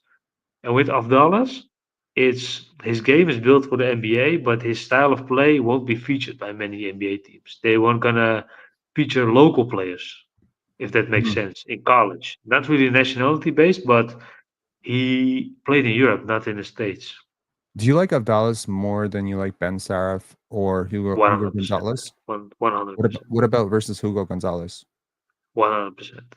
Avdalas, man. I'm 100%. all in on team Avdalas, really, man. But if I were him, I would explore college this season. Hmm. That makes a lot more sense for him because he's going to be a second round pick. Maybe if he gets a guaranteed contract, this is still the money's not going to be good. Okay. But I let's think, see if yeah. he goes next year, he can be a first round pick, man. Because then the entire America and Canada will know him, right? Hmm. Because yeah, it's easy to fall in love with when watching a Greek game, for example. Because one game the level is very high, but one game the level is really low. It's very volatile league because they have a lot of Right. very few good teams. The same with the Serbian league, for example. If you okay against Crvena Zvezda or Partizan, it's going to be a high level. But if they play a freshly team that came to the league, yeah, it's going to be bad. So that's the tough context for him. But if he played in Europe as well, man, with his team with Peristeri, and that's where he really showed out. So that's for me. That's the confirmation of this guy can play, man. This guy can play Hmm. against a decent team from France, Germany, for example. Doesn't matter. Speaking of Of dollars, France, I'm very high on him, man. Very high on him. there are two French prospects. There are several French prospects. There could be four. There could be three three. I think there could be three French prospects going in the top 20, and two of them are Nolan Traore and Joan Berenger, who you talked about. How do you like them as again? I think international players suffer from extremism. Yeah, Either they get way too overhyped or they yeah, get completely underrated. There's no middle. They're always like we're always wrong about, these European guys for the most part. Other than the examples being Wemby, Luca, apart from the top, like I could look at Jan Vesely, I could go back to Mario Hezonja. I could look at so many players where it's like, okay, we're just wrong. Skidishvili, my God, the next Dirk Nowitzki, Skidishvili, never, ever. But people saw it. They don't know, they don't have any context. And I think it's because Europe is misunderstood in terms of competition, youth level. What does it mean to be going up against grown men when those grown men are just not on that level? But you've watched Berenger, you've watched, guys like Nolan Traore. Would you see them as first round talents in this draft? And, what do you think their upside is? Is there star potential? Is there great role player potential, starter it's potential, more whatever? of a great role player. If we look at Nolan Traore, he was hyped as a top five pick, and you were an idiot if you didn't have him top five before the season, because that was the consensus at the moment. But my issue was, okay, he's doing it against players of his age. Okay, that's fine, but he's going to play in the French league. He's going to play against European competition, against players who are 26, 27, who know how to take away an outlier skill if a player doesn't have two or three. And that was Traore, man. He has one hand. You put him on his weak hand, you put him out of balance because he's not really grown into his body yet. What's he going to do? Right. And if you blitz him, if you hard edge him, if you blitz him the second time, how is he going to react? Because after one turnover, they're going to hunt him, man, and the coach is going to take him out, and then it's done. So with him, it's very volatile with Nolan Traore because guys knew how to play him. But in the NBA with more spacing, Nolan's going to be much better. For example, you have always these former NBA players that play in Europe, and they say Europe is tougher, Mhm. not to save their own reputation, but because of the level of difficulty. If you have a Mhm. weakness, they will find it and exploit it. And the Right. NBA is the same thing, but it's during the playoffs. During the regular season, it's easy to hide a weakness from a player. But in the Right. playoff, they're gonna kill you, man. For example, yeah, I think it was a matter of time before the Nuggets lost, right? With with the hamstring. Why are you Damn. playing with that hamstring? It was a matter of time. But Yeah. in Europe, these, for example, basketball Champions League or the Euro Cup, maybe even the the Euro, it's the same thing. They find one starter, they find one weakness. Okay, we're gonna do what works. Mm. Are we gonna run Spain? Maybe 5 times, 6 times, 7 times. If it works, we're gonna continue until they adjust. It's more of a chess game. It's more comparable to the NBA playoffs. And the Absolutely. best part is about evaluation in European talent. You can see who can play in the playoffs. Johan Bergen can play in the playoffs if he fixes his free throws. But Nolan Troyer is going to be a different story because defensively, it's yeah, man, they're going to kill Nolan Troyer. So it's more Absolutely. so better to put in context, but you have to put in the effort. You have to put in the effort of in Europe you don't have a defensive 3 second rule. And last I was talking to someone about that. I said you are comparing rim numbers from a European kid and an American kid. That's not fair because Agreed. you don't have the defensive 3 second rule because the five is gonna spam the paint. And you take your Absolutely. assignment in the paint. If he's 60% Europe, it's like 80% the college. The two exaggerates. It can be 75 or something because the five is always going to be comfortable. It's his spot is there. Okay, come beat me at the rim, man, if you want. Absolutely. And look, like to anyone who doesn't understand this context because they don't watch EuroLeague, this is the same thing as FIBA, international, Olympics. There are certain players that dominate, right? Usually they're good mid-range scorers. Carmelo Anthony, Yeah, Michael Jordan, Kobe Bryant. There's a lot of guys who've done well in international play. There's certain guys who don't do well in international play, right? Because the rule is different, the three-point line is different, the minutes are so many things are different between Europe, but the main thing is that defensive 3 seconds in the paint and how the big is just able to stand in the paint. So there's a lot of players that have done well in the draft combine, perhaps none more than Hanson Yang, who kind of flew up yeah, draft boards, literally went from unheard of prospect in the 80s for most people exactly. to potentially first round pick because of his decent defense, decent rim protection for his size, his extreme measurables, and his playmaking out of the post. He's making really good reads. He's showing good vision. How much do you rate that? And if a team picks him in the first round, are they going to regret it? Mm, Man, with Hensing up for the people I talk draft, I'm the most hated guy regarding him, man, because I don't buy it. I really don't buy it. Because if when I was watching, I was on the defensive end, I was like, yeah, this guy is far away from playing, man. Far away from playing. The offense is nice, but it's more so the vibes that you buy. With Bull, for example, can Bull really be a positive player one day? I don't No. think so.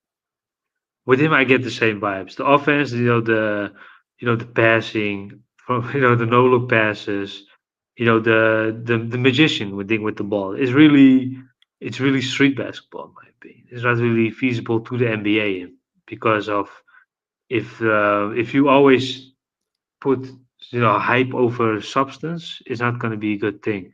But in Mhm. his defense, is I knew that he was going to be good in the combine, and that was going to be in a tough position because he's going to destroy these guys because he's much better than them. But to play in a context, for example, of a playoff game is different, man, because of defensively. I was like, okay, this guy, the China is not a good league at all. You can score 50 points if you're a decent college player. You can really maybe score 60 there. They don't defend. It's basically like the G League. But even there, it was one of the things that okay, this guy can really defend. The game's too fast for him. Right. And the positive is he can learn that because if you're so fundamentally sound like him on the offensive end, it's a matter of time before you figure things out. So, Mhm. but I'm gonna pick the wrong side there, not to go for the hype. Nah, I don't buy it, man. I don't It's more buy for it vibes. either. Yeah, I don't buy it either. I think Henson Yang is like the guy who has like a 0.5% star upside Yeah, with a 92% bust potential. and you go for that 0.5, right? You go for the Yeah, 0.5 because the zero point 0.5 is higher than maybe, I don't know, Rocco Zikarsky or Ryan yeah, Kalkbrenner or whatever. You're like, "No, no, no, no. Like, these guys can't be stars." But it's like, yeah, but they also can't be out of the league in 2 years, right? Like, there's just a version of this, like, and I totally agree with you, those scrimmages are totally disorganized basketball. There's no yeah, scouting involved. Players don't know him, they're not familiar with him. So he's able to do a lot of things that are not gonna exploit his weaknesses. Give those scrimmages some time, teams will figure him out very quickly. Now you go to your counter. I'm not saying what he's doing is not impressive at his size. It's very impressive. But it reminds me a lot of like how people think about the game. If you're big and you do things that big people are not supposed to do, people automatically assume you're someone like Kevin Garnett or yeah, Nikola Jokic. And those are extreme outcomes that don't usually happen. Speaking of a player that I think can do amazing things in the NBA, Maxime Moreno. I think yeah, he's really, really interesting, super fundamental, good passer. I like have questions about his defense to some extent, but not such huge questions. I think he'd be a very serviceable role player. Late to the game, very late to the game, extremely high IQ, apparently a genius. We've heard this. I think yeah. I think someone is he going to stayed at fall in love with Stanford him. for a reason, right? So I think someone's going to fall in love with him at the top of the draft, like 20, 19, 18, 16. I think someone's going to pick yeah, him really a high. team like Miami, for example, because Sure. they know how to round out outlier skills. I agree. So I don't think there's a lot we need to say about him other than the fact that he has really good ball skills. His trajectory and work ethic is amazing. He is extremely smart court processor.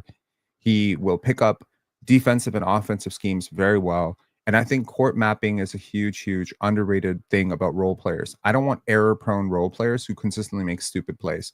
He's not going to make stupid plays. There are obviously limitations that are going to stop him from probably being a star or anything like that.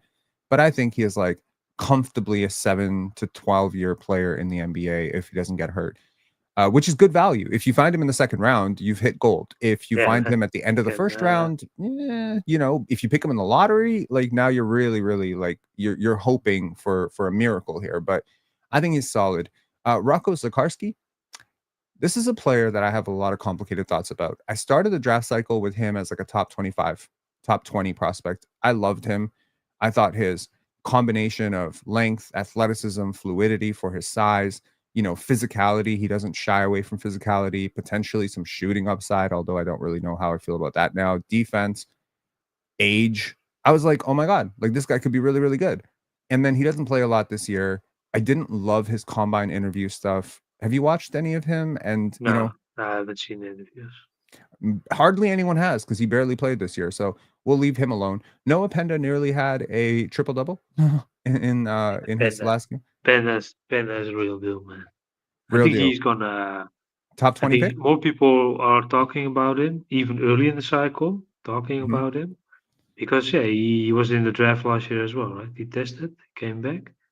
And if you look at everything that today's wing has to have, ball skills, skill, footwork, even in the post, fluently sealing off guys, playing bully ball, hunting mismatches.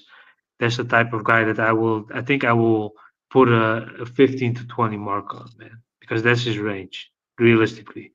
Is there Because a of chance the, he's the best French prospect in this draft? yeah, I think it's going to be a Senge. So Because of Asenge, the, then him, then Traore, or no? I think Panda is much better as a proximate than Traore in terms of if the outcome hits. And for me, it's more feasible because he came back and now he's playing pro basketball and he's one of the best players in the league there. It shows. But he's Mm, been one of the best players in the league in terms of moments because he's young. He don't really have consistency yet. right. Mark Tavares said, Rob, I could be wrong, but did you once say Asenge kind of reminds you of Tayshaun Prince? Ersin, thoughts? I did say that. I Yeah. 100% said that. What do you think? I think that's if you look at in terms of the role that he has today, that's the bet that you have to make the defense, the physical, the unorthodox. It doesn't really come that much that combination of skill. And Yeah, with and Prince, it was the fluidity. same thing. What I liked about Prince, and I don't remember Prince's. I loved Prince, by the way. Coming out of college, I loved him. I loved him as a player. I thought the Raptors should have drafted him. I don't think the Raptors picked high that year. I think they ended up with Kareem Rush, if I'm not mistaken, and then they traded it for Chris Jeffries. Is that the wrong draft? Anyways, point is, I love Tayshaun Prince, and then he locked up Tracy McGrady, and he became a legend. Because Yeah, people were like, "Oh my god!" Right? I think the most interesting player type, interestingly enough, Chosen just said it, which is hilarious. Batum, right? I think the player type that most people just don't think about how crazy valuable that player is Nicolas Batum. yeah, You with know, the when Clippers. yeah, like even earlier in his career, like little bit of connective playmaking, decent ability to be versatile defensively. I think with what I really like about Noah Senge is he has the potential to be able to guard like four positions. If he bulks up a little bit, he could maybe guard fours, but I could also throw him on a one just to give him a different look. And I think, yeah, like right now, his technique is not great for containing the basketball. Sometimes he gives up a lot of blow-bys. You see it in his tape. He's like picking up 45 feet. And yeah, 45 feet of space. He's long. He has really, really high torso, long legs, all the stuff that makes him great on offense is also some of the stuff that holds him back defensively. He's not stout. He's not like close to the ground, so he's not going to be shifty. But if you give him like some time to learn on the technique of defense where he can trust his length a little bit more and back off, teams are not going to be able to shake this guy. Like he is very pest. He could be and he's thin enough and flexible enough, I think, to also get around screens. So he'll be able to squeeze through those really tight gaps, which is not something that I can usually say for a player who's 6'10". So I think if you're dreaming like best possible outcome, yeah, I see Noah Senge as the best French prospect in this draft. I really like Noah Penda as well. I think we can move on from this. If you have any thoughts about Bogu Markovic, and whether you think he's maybe first round Mm, talent, role player, what do you see with him? But we can move on after that. With Markovic, is the tough thing is the team defense was horrendous, man. I was watching him in the early of the season. That's I wrote about him last season. Yeah, sometimes on the offensive end, it's like, okay, this guy is so skilled. It's so pure. He's gonna go to the NBA no matter what. But then no matter what goes away when you look at how he defends, man. It's just the game goes much too fast for him, even at that level. Imagine if he plays at NBA pace. But guys like him, a team is gonna bet because they need that spark of offense from his archetype, 6'10", 6'11", fluid, and they say the defense will live with that. Because defense matter, but I would always bet on a guy with outliers offensive skills, no defensive skills, rather than someone who Mhm. can score but can defend. I think the second guy is easy to take away. You can live with a guy like that Right. because you can scheme and free him up and ignore him. But the guy who can put 20 on you is it's always going to be the threat is always going to be there. So that's why I think Markovic should always be in draft considerations. Mhm. And if you like to go always about the positive, it's easy to fall in love with him for a team like the Clippers, for example. Right. Absolutely. Uh, is there any name that I'm flashing on the screen? These are all according to You know, NBA the Draft Room. international guys. No, just any player. Is there any player that I'm flashing I on the want to talk screen? about one man, with about Carter Knox. I was watching Okay. it at the beginning of last week, Mhm. and of course he's the son of a legendary NFL wide receiver. I don't follow American football, but that's what I read. And Kevin Knox, of course, his brother. And Mhm. at Arkansas is I think if you're gonna watch him, you're gonna like him as a first rounder. I have no idea what he's going to do. I know that he's gonna have serious offers in college. Right. And when I was watching him, the footwork was insane, man, at that age. You know, when he closes out, strong last step, and then a Mhm. quick second step to really balance himself out. Reverse pivot is very smoothly. You know, he is one of the guys who can focus on burst, use that, and physicality, man. And he's Mm. always so patient. He forced some shots, but at that age, you take it. And with Carter Knox, one of the things that I was liking was when he was defending away from the ball. And, guys who anticipate backdoor cutters, you move not entirely, but a little bit with the backdoor cutters to close the angles for the pass. He does it actively. And I think him going to Arkansas and earning himself more minutes throughout the season, Right. especially at the end when they made it to the tournament and they blew away what could be a Final Four run against Texas Tech. Right. And that guy is insane. And he peaked at the right moment. He had two insane games in the tournament against Texas Tech and St. John's. Mhm. I like Gardner Knox a lot, man. I like Gardner Knox a lot. And if you put a guy like, you can't get Gardner Bryant, this guy's going to be a good consolidation price. For, let's say you trade into the late first round or something, Mm. something like that. I like him a lot, man. I like. I'm a big fan of Gardner Knox, and I I have regret dearly that I haven't watched him for the entirety of the season, honestly. So there's probably gonna be, I wanna say, at least 1 or 2 undrafted guys that pop, right? Every year, yeah, we have a guy picked somewhere between 50 and, let's call it, 61.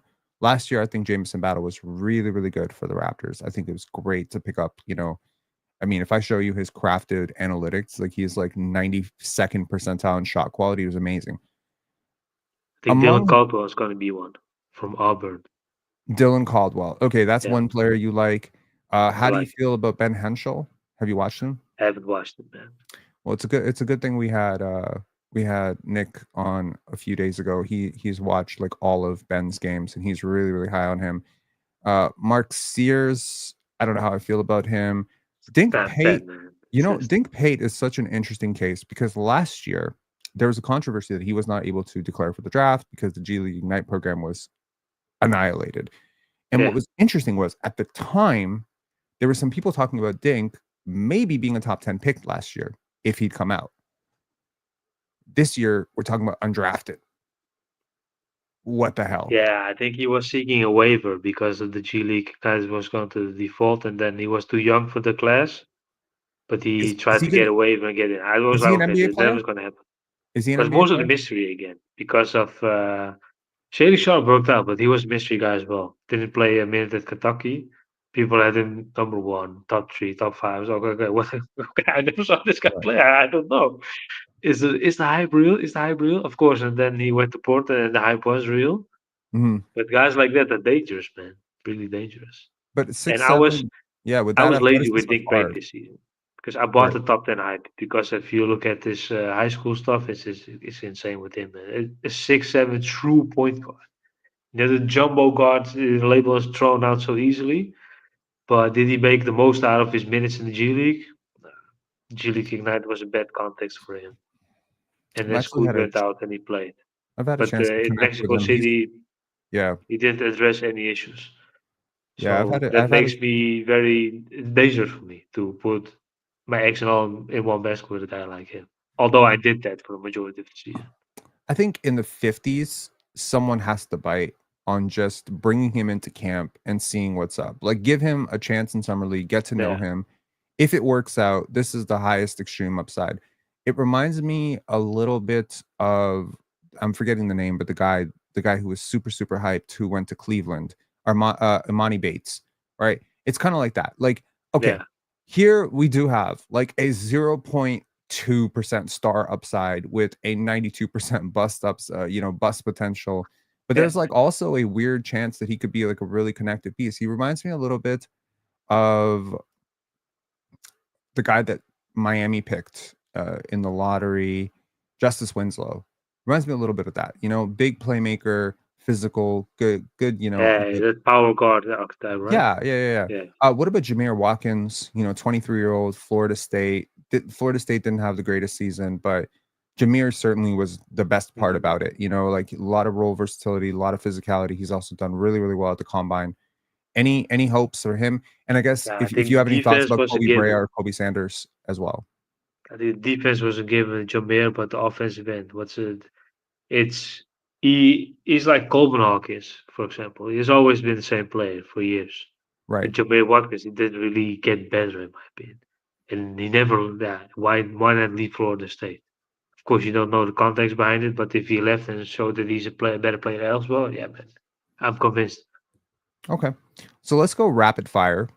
And just the first number that comes to your mind, not usually the best way to do this, but I'm curious what you think. We're just going to go on a bust scale. So we're going to go Yeah, through the top 20, and just give me on a scale of 1 to 100%, 100% being they're 100% going to yeah, fail, 1%, I don't believe any prospect has 0% because there's always injuries. yeah, of So course. what is the chance that every one of these players bust? You go, then I'll go, and we'll see how Okay. far apart we are. Go ahead. Cooper Flag, 5%. 2%. Okay. Dylan Harper, 25%. 40%. Okay.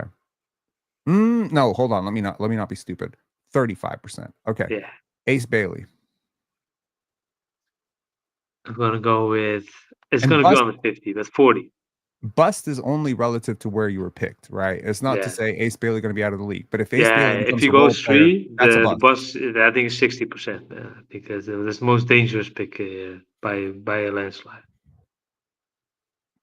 I'm gonna say if he goes top 3, the bust potential is 90%.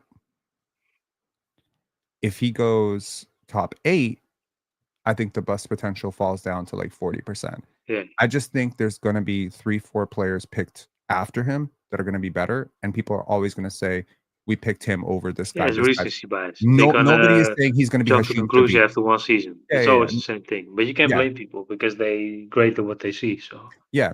I also think there's star upside with Ace. I actually do. I buy it. I don't know he's going to be T Mac. Fuck that. Josh Smith. He's nowhere near like those yeah, he guys. can be himself. He can be scoring 20. He can be Trey Murphy, for example. Could he be Trey Murphy? Yeah, sure. He could be Trey Murphy. If the shot comes around, he could be Trey Murphy. He'll have to buy into that though, because Trey is a role player. I don't know Yeah. if Ace wants to be a role player, so the maturity is a big swing factor. Okay, That's one of the so issues right now. VJ Edgecombe, bust potential in the top 5. Assume top 5. 50%, man. I'm high on the bus potential. Yeah. Oh damn. Okay. 40%. I'm gonna go 40%. Okay, Trey Johnson, top 5. The same thing because I'm really putting all my eggs in one basket with Trey, and that's dangerous. I'm going with 30 because of if the shot is really not as advertised, is he going to get the opportunity to show the rest? And I'm not worried about the rest, but is he going to get the opportunity? That's where I am hesitant. On ball talent, good passer, good shot creator, versatility in terms of offensive role. He can also be a movement shooter. He can also be more of a catch and shoot guy if his career goes that way. Yeah, As a top 5 pick, I think the bust potential is 50%. If he falls outside of the top 5 and he slides to 8, yeah, 9, 10, 11, yeah, then you I can think live the with it. bust potential goes like way down to like 15%. Works really hard, has really good court mapping, like really butter smooth jumper, can get it off a million different ways. I like him a lot. But again, as a top 5 pick, there are expectations that come into being a top 5 pick. And if you're not going to live up to those expectations, like yeah, like you're always going to be compared to the guys who were picked after you, right? Like if he doesn't become better than the guys who were picked at 7, 9, and 10, people are going to call him a bust. So that's the unfortunate part. But Trey is a really safe prospect in terms of you're getting a player who's going to be in the NBA for a long time. That's not saying he's going to be a bust that way. Cod Knipple, top 10, bust potential. I think it's got to be fairly high because Okay. of the athletics deficiencies. 45%. Okay. For me, Con Knipple, bust potential, 10%. Very high on Con. Okay. Jeremiah Fears, bust potential, For me, top 10. crazy enough, I'm more confident than his outlier skill translating. I'm going with 30%. If he's picked top 7, I would put his bust potential at 50%. Yeah. There's a world in which none of this works. I'd actually even go higher. I'd say if he's picked top 7, Yeah. there's some people that see him as a top 5. There are lots of mocks that have him 5th. If he's picked 5th, I'd say bust potential 75%. If he's picked 7th, I could say bust potential like top 10 somewhere like 7, 8, 9, 10. I could say bust potential 50% around there. Okay, Kasparis Yakichonis, top 10, bust potential. Thanks, bro, man. 60%. I'm not really a fan of him, but that high. I'm going to agree with you 60%, 65, 60%. I think there's very, very high chance that he does not work. Kaman Malawach at 9 to the Raptors, bust potential. 20%, 50%. It's going to be low. I'm going to say 30%. No, this late, you're getting a serviceable role player at worst. you're getting someone who is going to be one of the better centers in the league at best. Yeah, I would say the bust potential is pretty low. He works really hard. Apparently, very, very good character guy. No issues. Okay, so I'm going to go with 20%, 25%. Here's the only thing that scares me off: injuries. Yeah. Injuries can Yeah, be an with his issue with size, of course. absolutely. True. So that's the only thing. Whenever you have a really, really big prospect, whether it be him, Rocco Zakarsky, Hanson Yang, whatever, injuries follow guys. Foot injuries, knee injuries, lower body injuries are a huge thing. I also don't love his motor at times. Sometimes it kind of revs on and off. Yeah. Uh, I'm curious to see how well he will map the floor at the NBA level. As speed picks up at the NBA, is he going to be someone who's going to be able to process it quickly enough? I don't know how well he processes the game. I have questions about that. So I'm going to go with 25%. It's a really good bet. There's not a huge upside on star here. Like, I don't buy anyone calling him Joel Embiid. I don't see it, but I didn't see it with Joel Embiid, so maybe I'm wrong. He's a very hard worker. Okay, Carter Bryant, top 12. What's the best He took potential? away all doubt when he went to Arizona, accepted this role. This 10%, man. This is not gonna guy that's gonna bust. I don't believe that. Yeah, I'm gonna hand Carter my lowest bust potential at 1%. Okay, And yeah. 1% is like exactly like what did I give Cooper? 2%? Yeah. Yeah, I'll give You Carter know one. what you're getting, and the chances of getting more are there, man. It's never gonna be less. Yeah, I say 1%. Like if he goes like let me put it this way. If he goes top 5, like Yeah, someone just goes that's different. crazy, the bust potential goes up to like 60%.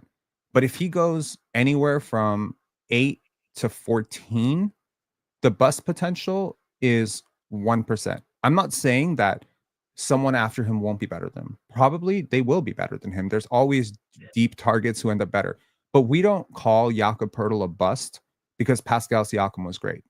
We don't do that. Jakob Poeltl is perfectly serviceable. He's providing you perfectly reasonable value for a ninth overall pick throughout his career. And he He's has fine. improved it at several spots, Yeah, right? yeah. Like we don't call like I think it was Rudy Gobert and Nikola Jokic were in the same draft, right?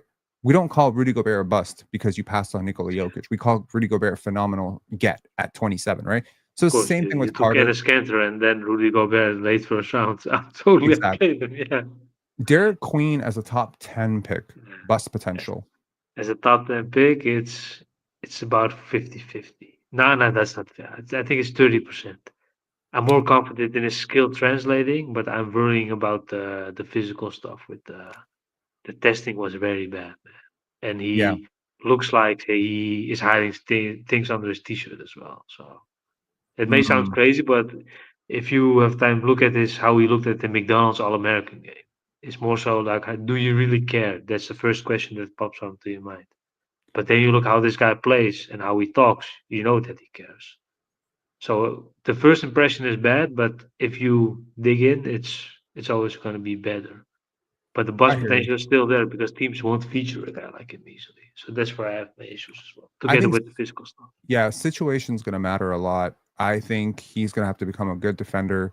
If he's not going to be a star, he doesn't get away with the role, stuff that he does. His turnover rate wasn't great, but his talent is undeniable. I would say the bust potential as a top 10 pick is fairly high.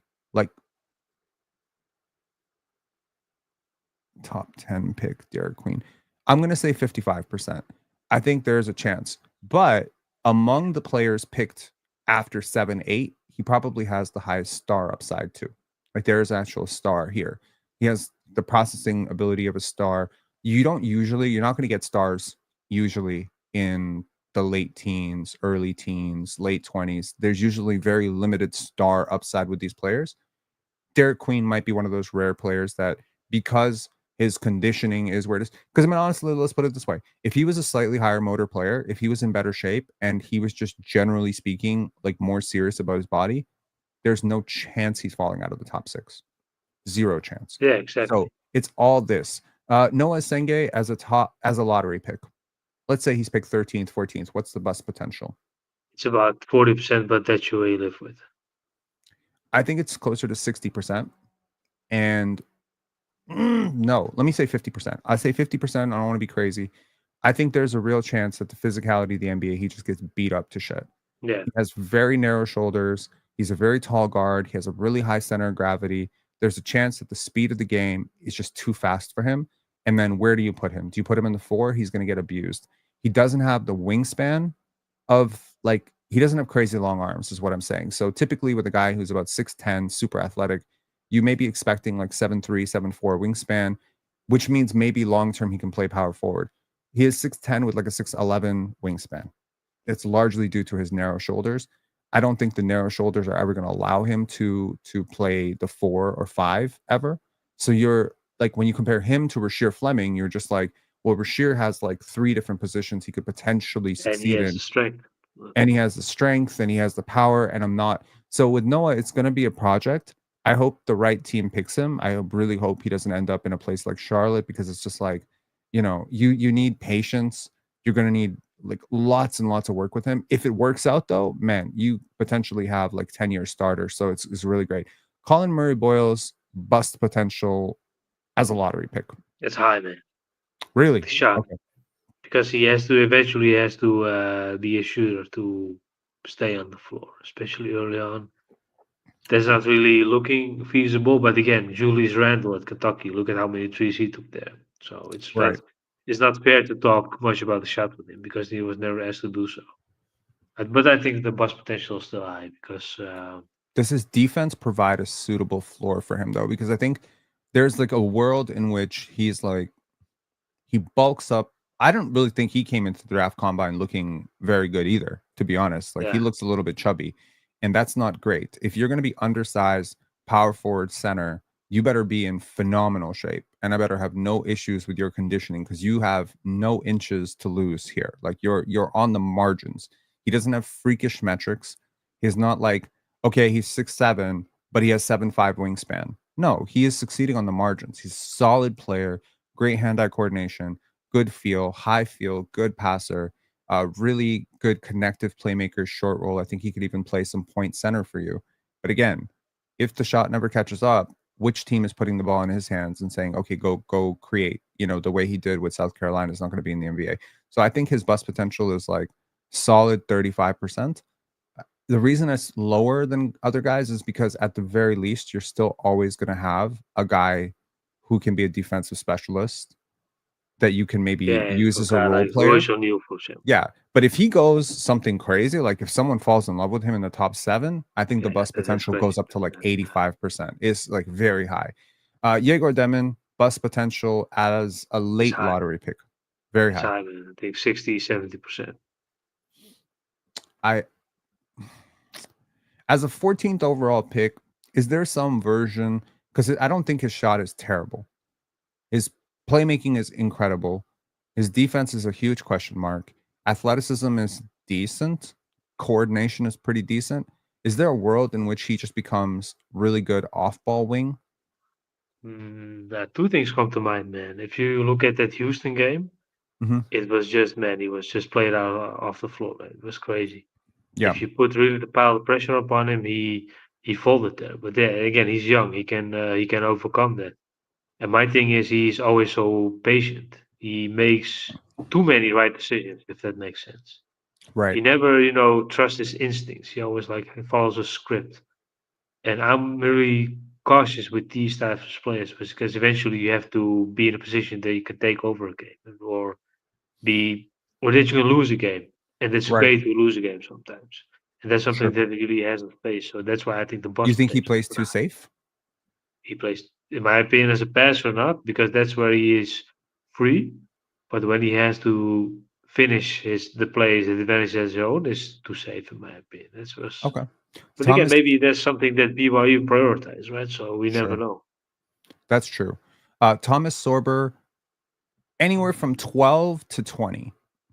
I'd say that's If his you take range. away injury risk, I agree with you, man. But the ankles with Sanders is always Oh, no, no, I'm not saying 12 to 20%. I'm saying yeah, range 12 to 20. What do that's a you good pick, man. I don't see a lot of risk. The only risk I see with him is the ankle injury, man. It's just hmm. how much will the injury affect his early career development? I want to see him slim down. I think he's way, way, way too quickly put on this weight. And I actually think his injury is a result of putting on bad weight Yeah, too quickly. I watched him in high school, very fluid, not very fluid, but fluid for a guy who's 6'10". I watched him at Georgetown, very clunky. Really good instincts defensively, though. Good hands, great length, good measurables, good kid, super hard worker. Really like him. Really, really like him a lot. And I think the personality stuff matters, when you're talking about fitting into a locker room, fitting in as a role player. I think at worst, he is like the floor for him is like a really, really good backup center if he stays healthy. Like a good one, not top backup center in the league, but like a good one. I think Yeah, about him like a little bit like I think about Deron Holmes a little bit, a little bit like that, but maybe with a lot more defensive upside because he has like the super long arms. He has the exact physical profile of a Jared Allen, but he's a little bit bigger than Jared Allen at the same age. So this is a very interesting player. Nolan Traore as a top 20 pick, bust potential, 40%. Because the NBA scouts are not crazy. They know how to take away his weaknesses. So for him, it's all 40%. about taking away his own weaknesses in the NBA. That I'm going to makes him say dangerous. the bust potential is very high. Not a good defender. Uh, Jump shot is to be determined if he's going to be a good jump shooter. I don't know how teams are going to think about him, but if a team is not going to give him the ball a lot to create, if he is Yeah, going to be in a winning that's where you context, take away all he value. can very easily become a third string point guard in the NBA, and we'll always be thinking like, "Oh, he's so talented, he's so talented," but it's like he can't shoot and he doesn't defend. So if the jump shot is real, and as a 6'4" playmaker, I'm gonna want to see more scalability in the role. Like, can you be a more off-ball threat to play next to a ball-dominant wing, right? Because we're not in the 1980s and 1990s where you just hand the ball to the point guard and say, "Go create 55 pick and roll possessions." We're not doing that anymore. If he is playing with a more talented shot creator at the wing, then that player is going to have the ball to initiate, and he's going to have to serve a more functional hybrid guard role, and he's going to have to play off that player, right? So this just to me, that's always the concerning things about ball dominant guards is like, do you have the other stuff? Joan Berenger as a top 20 pick, bust potential for you? It's high, man, because of the free throw shooting. It's a risk if that never comes around. He never gonna maximize his talent, and the role is so expandable. What's the The, number? the combination of both over 50%. I have to go 60. Yeah, I agree with that. 60, 65. Yeah, it's a very, very high bust potential. Granted, I haven't watched full games of him. I've maybe watched one game and a whole bunch of highlights and some scouting videos. I see the upside too, but there's a significant downside. Ace Newell from I Georgia. think it's a What is similar thing, man. If you take away athleticism, what's still really left as a tweener, as a 4-5? It's a dangerous position to be in. The cliche of going to the right team matters here. I don't like him going to Washington, for example. If he goes to a team that has really a good point guard at play, guard play at stakes, for example, they don't pick here. But if he goes to Cleveland, I would like that. For example, he's never going to go there, but they have right? the infrastructure to put him in a role and help him succeed. So the bust potential is just similar as Behringer, 60%. Cedric Coward, a player that has been generating a lot of buzz as a late Yeah, lottery target. People compare him to Kawhi Leonard. People are seeing things maybe in his game. I'm not seeing it personally. I don't see Kawhi Leonard. I don't see that defensive upside. I think he has limitations as a playmaker. I find him, and I'm going to say this very lightly because reading the personality of people you've never met is very, very difficult. I find him to be a little bit condescending personally from listening to his interviews. I find that comes through, whereas like when he says like I'm never going to change, I'm always going to be myself. It's like, look, I mean, I appreciate the sentiment of never wanting to change, yeah, but you're not going to have the basketball all the time. Sometimes you're going to have to change. You're going to have to be moldable, adaptable. And the thing that I find with a lot of late bloomers is they don't they tend to think they know everything early, right? Like this is getting into very very psychological shit, but I found this to be the case with like say someone like Jonathan Mobile last year, right? yeah. JUCO route, Division 2 low. It's the very similar prospect profile as Cedric Coward, very different players but very similar prospect. And it's just like, what went wrong? Sometimes what went wrong is you had a late growth spurt and maybe you weren't ranked and you weren't in the right AAU circuit. Sometimes what went wrong is people told you what to do and you didn't listen and you ended up trying to do your own thing and you ended up fucking up. So that's like where I'm at with Cedric Howard. When I listen to his interviews, he says all the right stuff. You get the sense that he has a lot of confidence in himself, but then there's also this sense of like, I know better than everybody about what's going on. And that didn't sit right with me. Yeah, yeah, that's veteran stuff. You're basically coming against a rookie. In college, it's okay, but in the NBA, of course, Yeah, you it's have to fit different. into a locker room with people who have played the game for a really long time. I think the fit in an NBA locker room for a young kid who thinks he knows everything is always like tumultuous. Either you come in and you're a star right away, like Anthony Edwards, LeBron James, other guys who thought they knew everything and thought they were the man, and everyone just agrees. They're like, okay, cool, you're fucking so talented. Yeah, We agree. You're the man. Take the reins. We get it.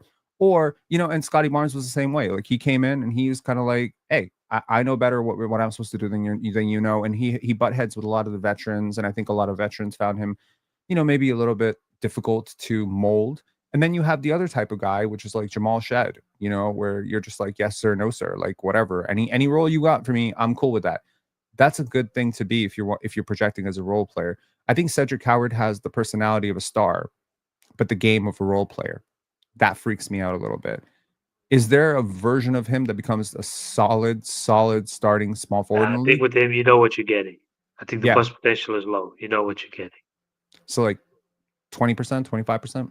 Maybe 20, maybe even a smaller number than that, 15, 20. I think his I don't think shooting more. is the great equalizer here. His size, versatility, length defensively, and Yeah, shooting and if the means. creativity out of closeouts improves, because Mhm. that's the main thing, it's just yeah, man. It's just it looks clunky when he handles the What ball. about the high turnover rate? So this is the thing that I Yeah, really that kind of bothered me about his KOC interview.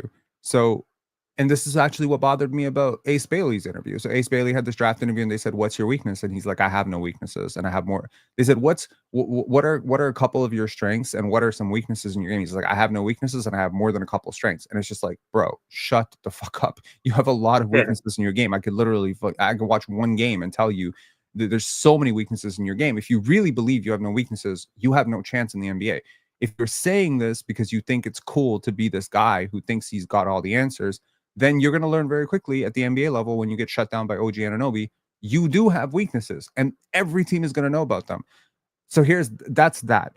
But with Cedric, his turnover rate was yeah. very high Because of the throughout his entire handles and career. because of the decision making out of it. I think it's more so he went from Eastern Washington before playing at the D3 to Washington State, so that's different. I think it's just more so.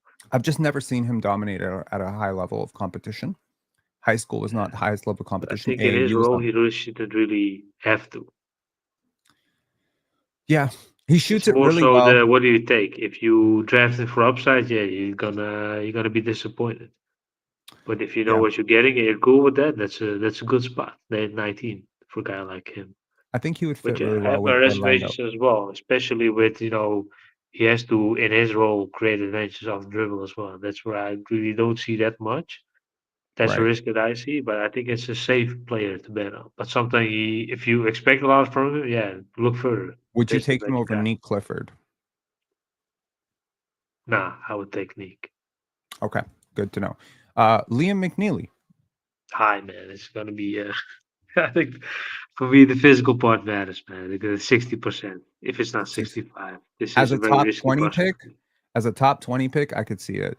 As like a late 20s, early 30s pick, if he falls a Yeah, little then you bit, take it.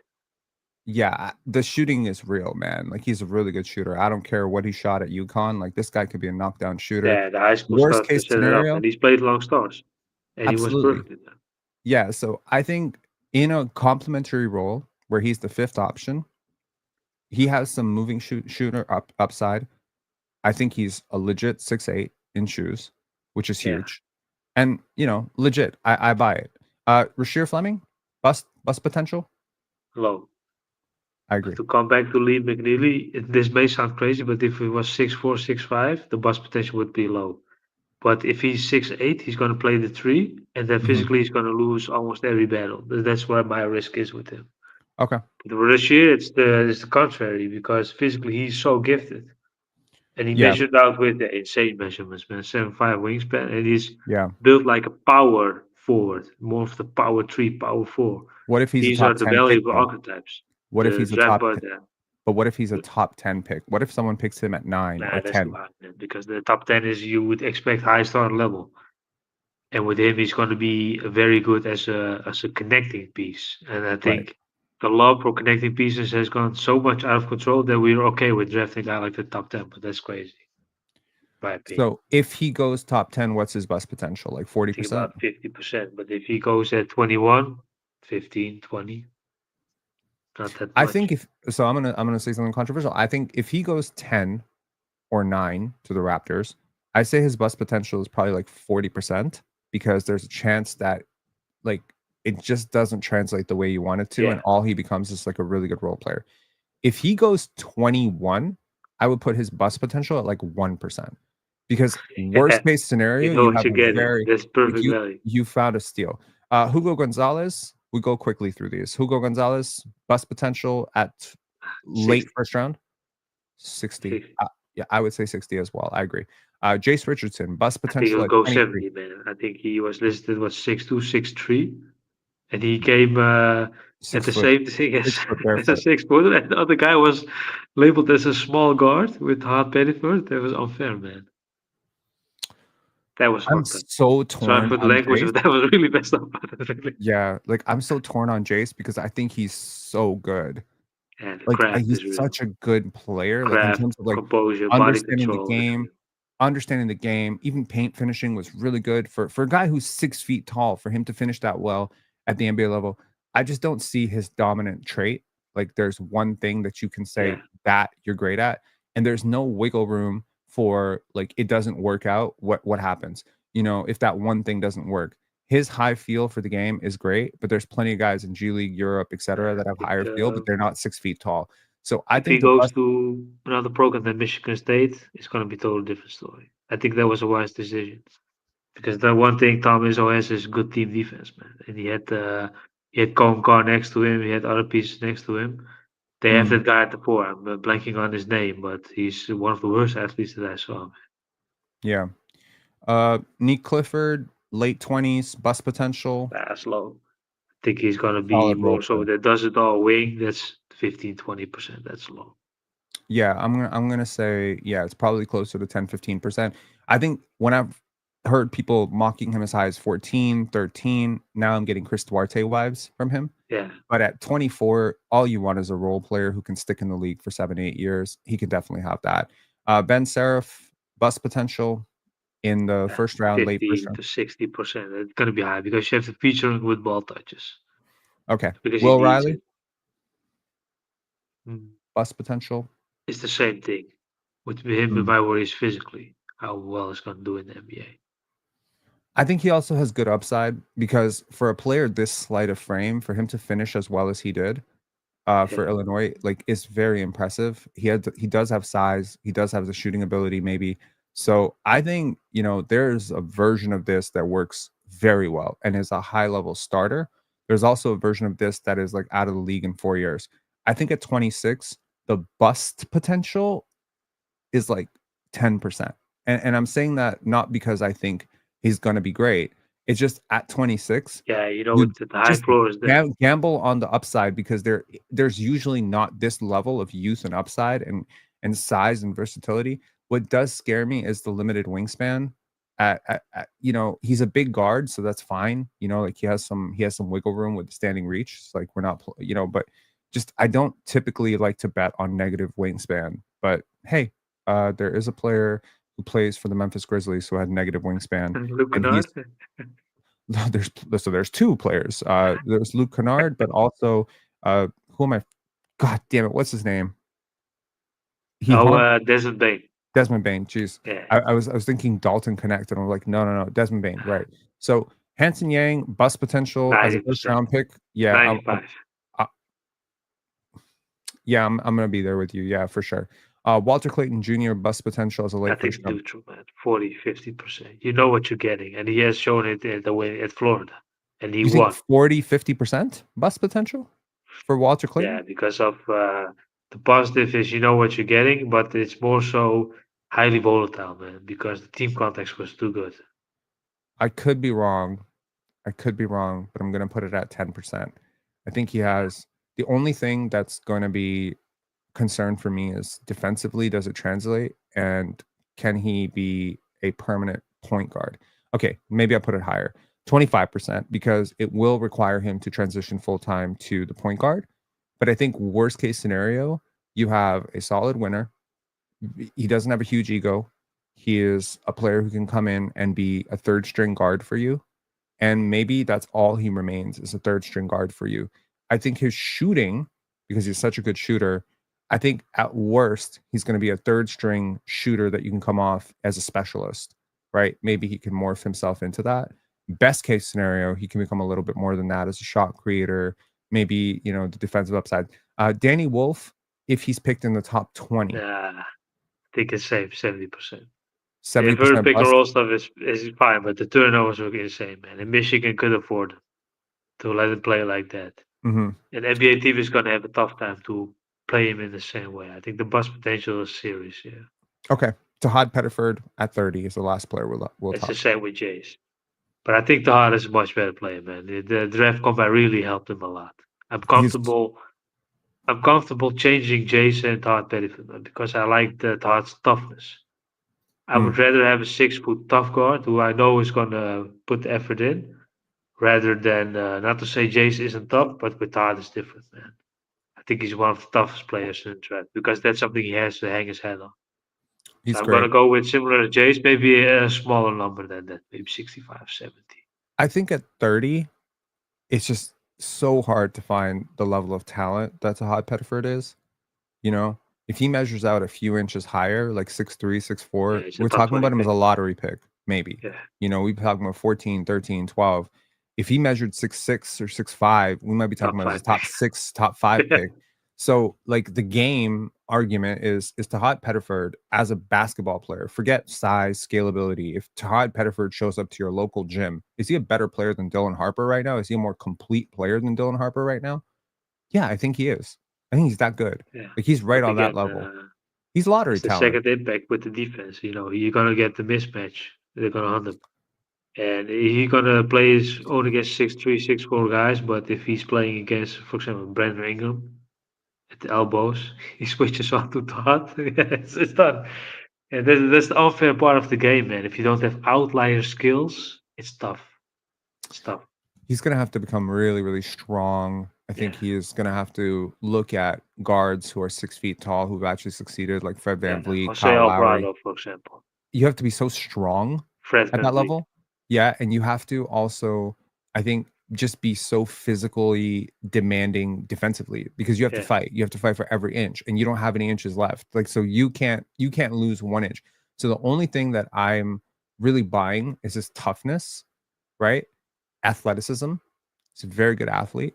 So you take the athleticism and the toughness, and you're like, okay, can I scale this up to a point where he succeeds in a way that maybe, I don't know, not Kyle Lowry for sure, but something along that lines where he's still able to succeed despite the short, stature. Can he get strong enough to be, at least not get completely destroyed if he gets cross match on yeah, us yeah. on a two?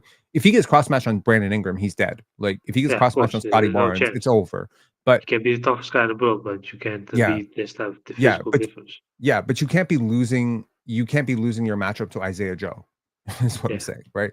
So you're gonna have to find a way. Okay, so that was really cool. Number 5, I just want to talk about briefly, however you want to talk about it, the importance of role flexibility and prospects who have 3, 4, 5, 6, 10 ways to succeed. An example would be, hmm, throughout NBA history, what's an example of a player who can succeed 5, 6 different ways? Evan Mobley, Scotty Barnes. Like, there's two-way upside, there's potential shot making, there's potential stretch, but there's like a high floor of different outcomes versus a player who has a more narrow path to success like Nolan Traore. So, what is the importance of role flexibility for prospects for you? For me, it's everything, man. Because if you have an outlier skill, you can only play one role. That Mhm. outlier skill loses value. But Agreed. if you have multiple, yeah, you know, things to do, multiple things to thrive on. For example, Carl Bryant is so highly talented not because of his scoring prowess, but because of what he can become as a defender, how he can make others better. I think that's the thing that you buy with him. And Right. for example, a guy like Todd Bedford, if he doesn't have the ball and he is going to be a liability on defense, what's the real value there? It's maybe unfair to use him as an example, but that's why I like guys like Noah Senge that much. He can become so much.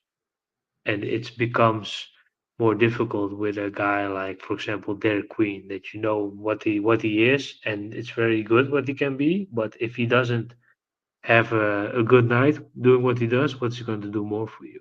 And that question is vital for me. That's the most important thing. That's what I love focusing on these connecting role players that much because it's much easier to locate these things.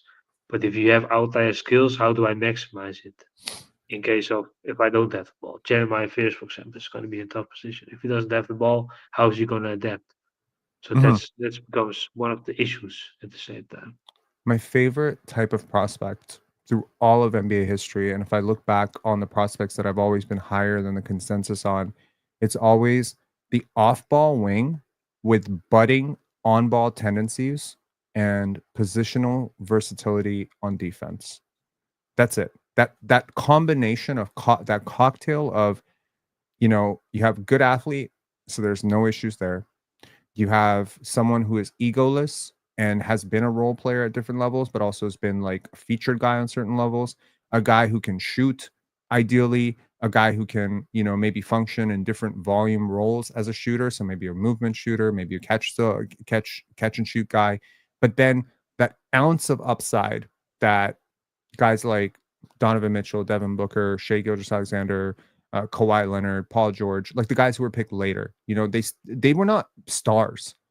Yeah, Like no one thought Kawhi Leonard was going to be superstar. No one, literally. Like I don't remember meeting them. No, I don't remember reading that anywhere. What I was hearing was good 3-and-D wing. Okay, cool. Tough handle, shot making is concerned. Kawhi Leonard, same thing. Good 3-and-D wing, but maybe shot creation is going to be hard, going to be more of a Bowen type of guy. Well, he massively exceeded that because the shot making and the work came on, right? So that's what I like to bet on: athleticism, length, size, and scalability. I also love if I can project you to maybe be successful in 2 or 3 roles defensively. With Carter, the ability to guard 3 positions, 4 positions is huge for me because the last thing I want is, if you are not a star for me, can you at least cover for my star? yeah, Brandon Ingram is not a great defender. He's an okay defender. Scotty Barnes is a great defender, but Emmanuel Quickley and RJ Barrett have defensive concerns. Carter Bryant can plug up a lot of stuff that maybe, defensively I can at least unleash him on the other team's best player and say, go shut that guy down and go hit threes. Great. Run in transition, be a smart player. Like there's not a lot of ways that you can go wrong with Carter. Maybe the only thing that can go wrong with Carter is someone falls in love and picks him at top 5, and now we have very different yeah. concerns. Now we have to force him to be more than he is. Yeah, Right. exactly. That's exactly it. Okay. So that's that. And now we get to some questions from the chat as we round this out. Mark Tavares said, is Asenge a top 10 pick? I will remind everybody 2 things quickly. One, if you have a question for Ersin, please write it in the chat right now and we'll answer this quickly before we get out of here. Number 2, if you're interested in learning more about the draft from Ersin, he does a great job on Substack. The link is in the description. Please go give him a follow, go subscribe, check him out, check out his work. Yeah, so is Asenge a top 10 pick? No doubt, man. 100%. 100%. Okay. D1S1 said, I see some Kawhi potential in Rasheer, and I think him with Scotty Barnes and Brandon Ingram would be a crazy good fit. Do you agree? And do you have anything to say about that? Mm. My thing is I get the idea. I'm totally on board with it, but comparing to Hall of Fame guys is always unfair, man. That's a dumb thing. I like the example because Kawhi is the first thing. Then you look at versatility and top two-way players. He's the first name that comes to mind always. And healthy Kawhi is still a top 10 player in this league. Let's be honest. But yeah, Mhm. but the thing is, in terms of role, I buy it, man, because that's cool. That's exactly why you're drafting Rasheed Fleming. He's gonna stop your best player. He's gonna switch from 3-4, maybe even 5, just like we discussed. Maybe even smaller than that, maybe even a 2. So I like it. But the offensive end is maybe that's a world of difference. I don't really buy the level of offensive talent between both. But I like the example, man. I like that comparison for him. Because with his measurements, if you look at this guy's hands, that's the first thing that you think of Kawhi. I don't I don't think he moves like Kawhi. I he has huge potential, as a Jaden McDaniels, you know. Maybe like I just see him as a big. I don't know why. Every time I Yeah, watch him play, I see center, power forward. With Kawhi, I saw 2-3, you know? Even though he played a lot of 4. Uh, maybe Onyeka Okongwu, something like that. yeah. Like, it's funny, like Vince Carter played a lot of 4 in his youth because he was super athletic and he was tall and he had long arms, so people put him at the 4. There's a type of wing that plays 4, but you see that their functional athleticism projects more as a guard wing. Then there are bigs who play the 4 and they're legitimately 4s. Carter Bryant's athleticism and Rasheer Fleming's athleticism are totally different on a plain versatility, flexibility argument. Carter has flexibility to move in like shifty little angles. That's where I see. I'm not saying Shea Gilgeous-Alexander, but Shea has the same thing. Shea can change direction, stop on a dime. Does Rasheer have like the ability to stop on a dime, pivot, stay on balance, move, change directions? Or is he more of like a one-way athlete where it's like you go left, you go right, you go up, you go down, but there's not a lot of flexibility in his athletic Yeah, patterns? That's what kind of bothers me. The flexibility argument is a huge thing. And usually flexibility and hip flexibility is what stops players from being stars. And it also stops players from being guards. Uh, Someone said, I don't want Hashim Thabit 2.0. Does Kaman Malawach actually have Hashim Thabit downside? Is there any maybe chance before the he's that season, bad? but I think his rookie year Duke changed everything because that's where you knew that that he belongs.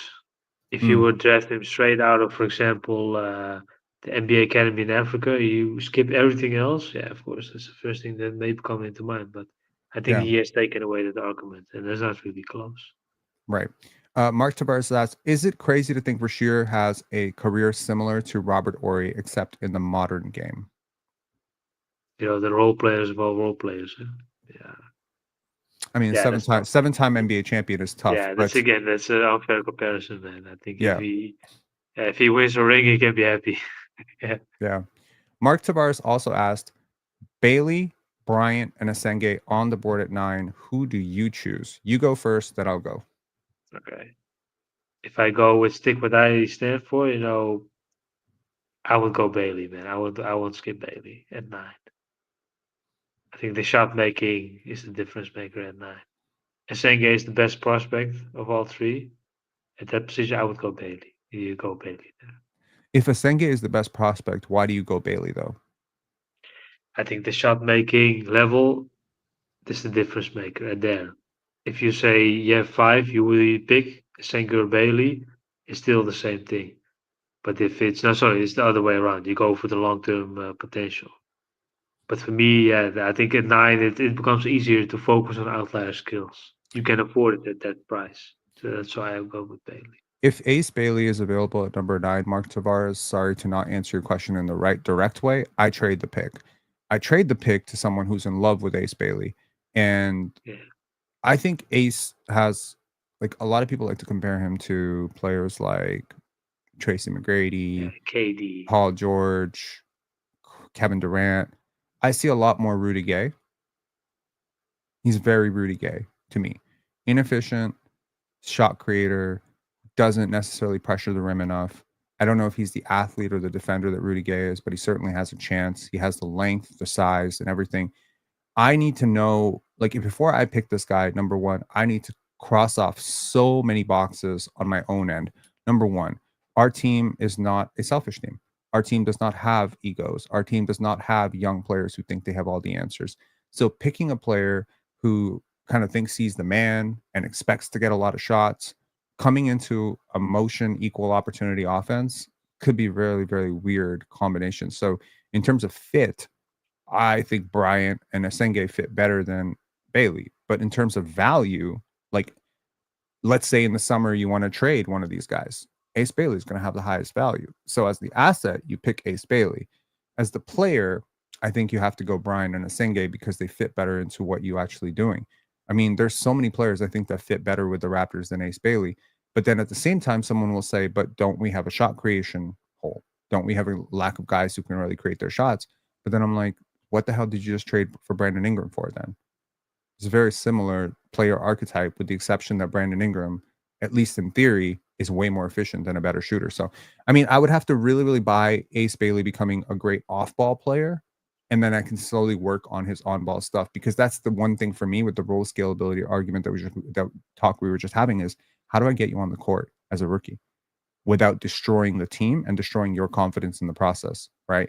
Can you fill a role while I can figure out the rest of your shit? Or are you the type of player who has the crazy upside where I have to live with all of your crazy mistakes on day one? Last year, maybe Ace Bailey is the right answer because there was going to be a ton of opportunity to take a whole bunch of crazy shots with the Raptors. They were losing. This year, the Raptors are trying to win. If he can't succeed as a role player, he's not going to play.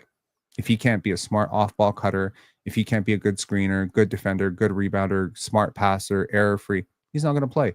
And you're not going to pick a guy in the lottery who's not going to play. So that's just a concern for me for sure. Mark Tavares said, a quick question, not relating to anything draft. Can you select a player and trade them before signing them? I think it's Yes. the case because last year it was with Dillingham as well, right? So they Yeah. traded. Yeah, you can definitely do that. There's like a window, I believe you have to sign the player, but yes, you can move them before you sign them. Uh, but yeah, first round picks are guaranteed money. So if you pick the player, you're on the hook to have to pay them. You can't just waive them and then not pay them. I believe that's the case. As far as I know, once you make the pick, that contract is Yeah. basically pending, right? You're not just able to pick a player number 2 and then waive them and they get no money. Like they're guaranteed that money once you pick them. I'm pretty sure. Second round, Yannick Conan Niederhauser. Do you know anything about him? I don't. Yeah, he was at the G League Elite Camp. He earned an invite to the G League, the NBA Draft Combine. He's the standout name, man. In terms of value rises, he won maybe the most stock in terms Really? of the center prospects. He played at Penn State. What was funny was when I was watching, looking at the list of the G League Elite Camp, I Hmm. knew that I saw his name at the early of the season, but I was like, nah, I don't know this guy. Maybe later on this season. Then I did some digging, wrote about this game. It's more so I get the talent, the more so buying the athlete at the 5 and the size, and the measurements are very well, but I struggle to really put a role on for it. But I like Mm. him. I think he's going to get drafted in the second round if Okay. he doesn't really stand out during team workouts, but he is going to get a lot of them, man, because Okay. teams like these guys who thrive at the G League Elite Camp, maybe Portsmouth Invitational, G League, NBA Draft Combine everywhere. Yeah, then it's real. It's not really a fluke. Hmm. Okay. I want you to imagine that for some reason, for the next 5 years, so we're 2025 right now, May 20th, 2025. Let's say you don't see basketball, follow basketball, hear anything about basketball for the next 5 years. Let's just say you give up on this right now. You just Yeah. go and follow tennis or something. 5 years from now, we're having a conversation and you say, how did the 2025 draft class turn out? It's pretty cool. And I say, Erson, there were 5 all-stars in this draft. 5. Who are those 5 all-stars? If you had to guess. Mm, the easy one is flag, of course. The Number one, second flag. one is that's assuming everything goes to plan. 5 years from now. So they've Yeah, had the 5 years. chance to Asenge move. can be Asenge will be one. I have That's Trey 2. Johnson as one, That's 3. and then it's Dylan Harper at 4, There's and the 4. fifth is gonna be it's gonna be Derek Queen maybe fifth one. Derek Queen is the 5th. So those are the all-stars for you 5 years from Yeah, now. I mean, again, if this draft produces 5 all-stars, it will be a legendary draft. it's gonna be one of the Many, best many ever, drafts man. It's don't. gonna Thinking about who will be the all-stars from this draft, I'm curious actually how I would answer my own crazy question. I'm thinking, yeah, I think you're onto something there with the players that you picked. I'm wondering if Senga is going to be the last All Star. Asenge as an all-star, Queen as an It's going to be all-star. year 4, year 5. And with Queen, Okay. it's going to be the same thing. But I think Flag, Trey Johnson, these guys, it can be All Stars early, If I year had to 2, pick year 3. all-stars, I'm if you tell me 5 years from now there's 5 all-stars, I have to think about this for a sec. I would say number 1 is Flag. I think he could be an all-star by year 2, literally. He's going to the West. That's very loaded. So maybe he'll take a couple of years, but I think he'll be all-star by year 3 minimum. So that's one. I think the second all-star will be I, damn it, I don't see it with Queen, man. He could be really good, but I don't know if he's going to be an all-star. I think the second all-star it's really hard for me to think even one more all-star in this draft. That's how crazy it is, right? It's hard because you're saying Yeah, Dylan Harper. I get it, you know, but I'm just like all-star Dylan Harper. I don't know, man. Like the shot really gonna have to come around. He's gonna have to play really well. He's on San Antonio. If he ends up in San Antonio, are they gonna be good enough to have 2 all-stars? Like shit. I think my second all-star could be VJ Edgecombe. My third all-star, depending on where he ends up, could be Trey Johnson because things really worked out for him. My fourth all star is Carter Bryant because I love him. Because I would yeah, just assume that shit just worked out really well and he became this like powerful, transition finisher and just crazy athlete, like, like a accelerated offensive moving shooting version of OG Anunoby. And the next all star, oh man, is gonna be someone deep. It's gonna history tells us it's gonna be someone we're not thinking about. So I'm looking like yeah. It's going to be someone late, late, late late, first late. round, maybe second round. Yeah, who in that range really inspires all-star level confidence, man? Like who is that guy that has like all-star potential? Is it Will Riley? Is it, Maxime Renault? Is it Noah Penda? Yaxel Lendeborg, if he stays in the draft? Ryan Cockburner, not a chance. Adu Zero would be just insane as an all-star. If he puts his athleticism together, uh Alex Tui? No. As an Nah, all-star? Jesus. Noah Penda? No. then that would be a good one. Combination of skill and physical, not outlier, but the physical tools are there. I don't Yeah, know. I think 5 All Stars is really crazy, man. I think maybe 3. If you have 3 All Stars, they will still be an elite class. I agree. I don't think most drafts produce like 5 Maybe all-stars. The 5 one is like 2003 level draft. Yeah, 1996, like that level of crazy. But yeah, I mean, people were very hyped on this draft class coming in. I think there's a lot of people that are maybe yeah. souring on it a little bit. I do Maybe because love, of NIL. yeah, The palm is much, yeah. The all fish yeah. they'll be taken away. Yeah, it's a lot of seniors in the second round. I think NBA teams will be pissed because of the amount of choice that they have is the Mhm. number that went down. I wouldn't be super shocked. Like I know it's like very unlikely, but actually one of my sneaky all-star upside guys would probably be Tahad Pettiford. If he ends up in the right situation and they give him the ball and he grows and he works for it, shit, Fred VanVleet became an all-star. Tahad is way more talented than Fred Yeah, VanVleet coming out. Is yeah, like I don't know. It's gonna be someone like that. I'm pretty it's going sure. to be unexpected. Maybe Scotty Barnes as well. He was a bench player, right, at Florida State. Yeah, Did yeah, yeah. someone But see but it he was coming? a Of top course, the five Raptors recruit. saw it coming, but Yeah, but he was a top 5 recruit still. I yeah, don't know. Another guy that technically he's not part of this draft class, but he will be a rookie this year, Nikola Topic. I think he could be an all-star in 5 years. Who knows? Like I love that guy, but we'll see if the shot ever progresses. Anyways, Erson, thanks a lot for doing this. We went 2 hours and 23 minutes into super draft talk. I hope people yeah, man, appreciated it. And definitely, once again, go check out Erson's not draft stack, sorry, Substack account. Super great stuff. He's releasing stuff all the time. He's doing scouting reports, big boards, and stuff like that. So definitely go check it out. Anything you want to say? Any player we didn't talk about? Any topic I didn't get into that you really wanted to say something about? nah, maybe for the next one, man. I think we touched on a lot of things today.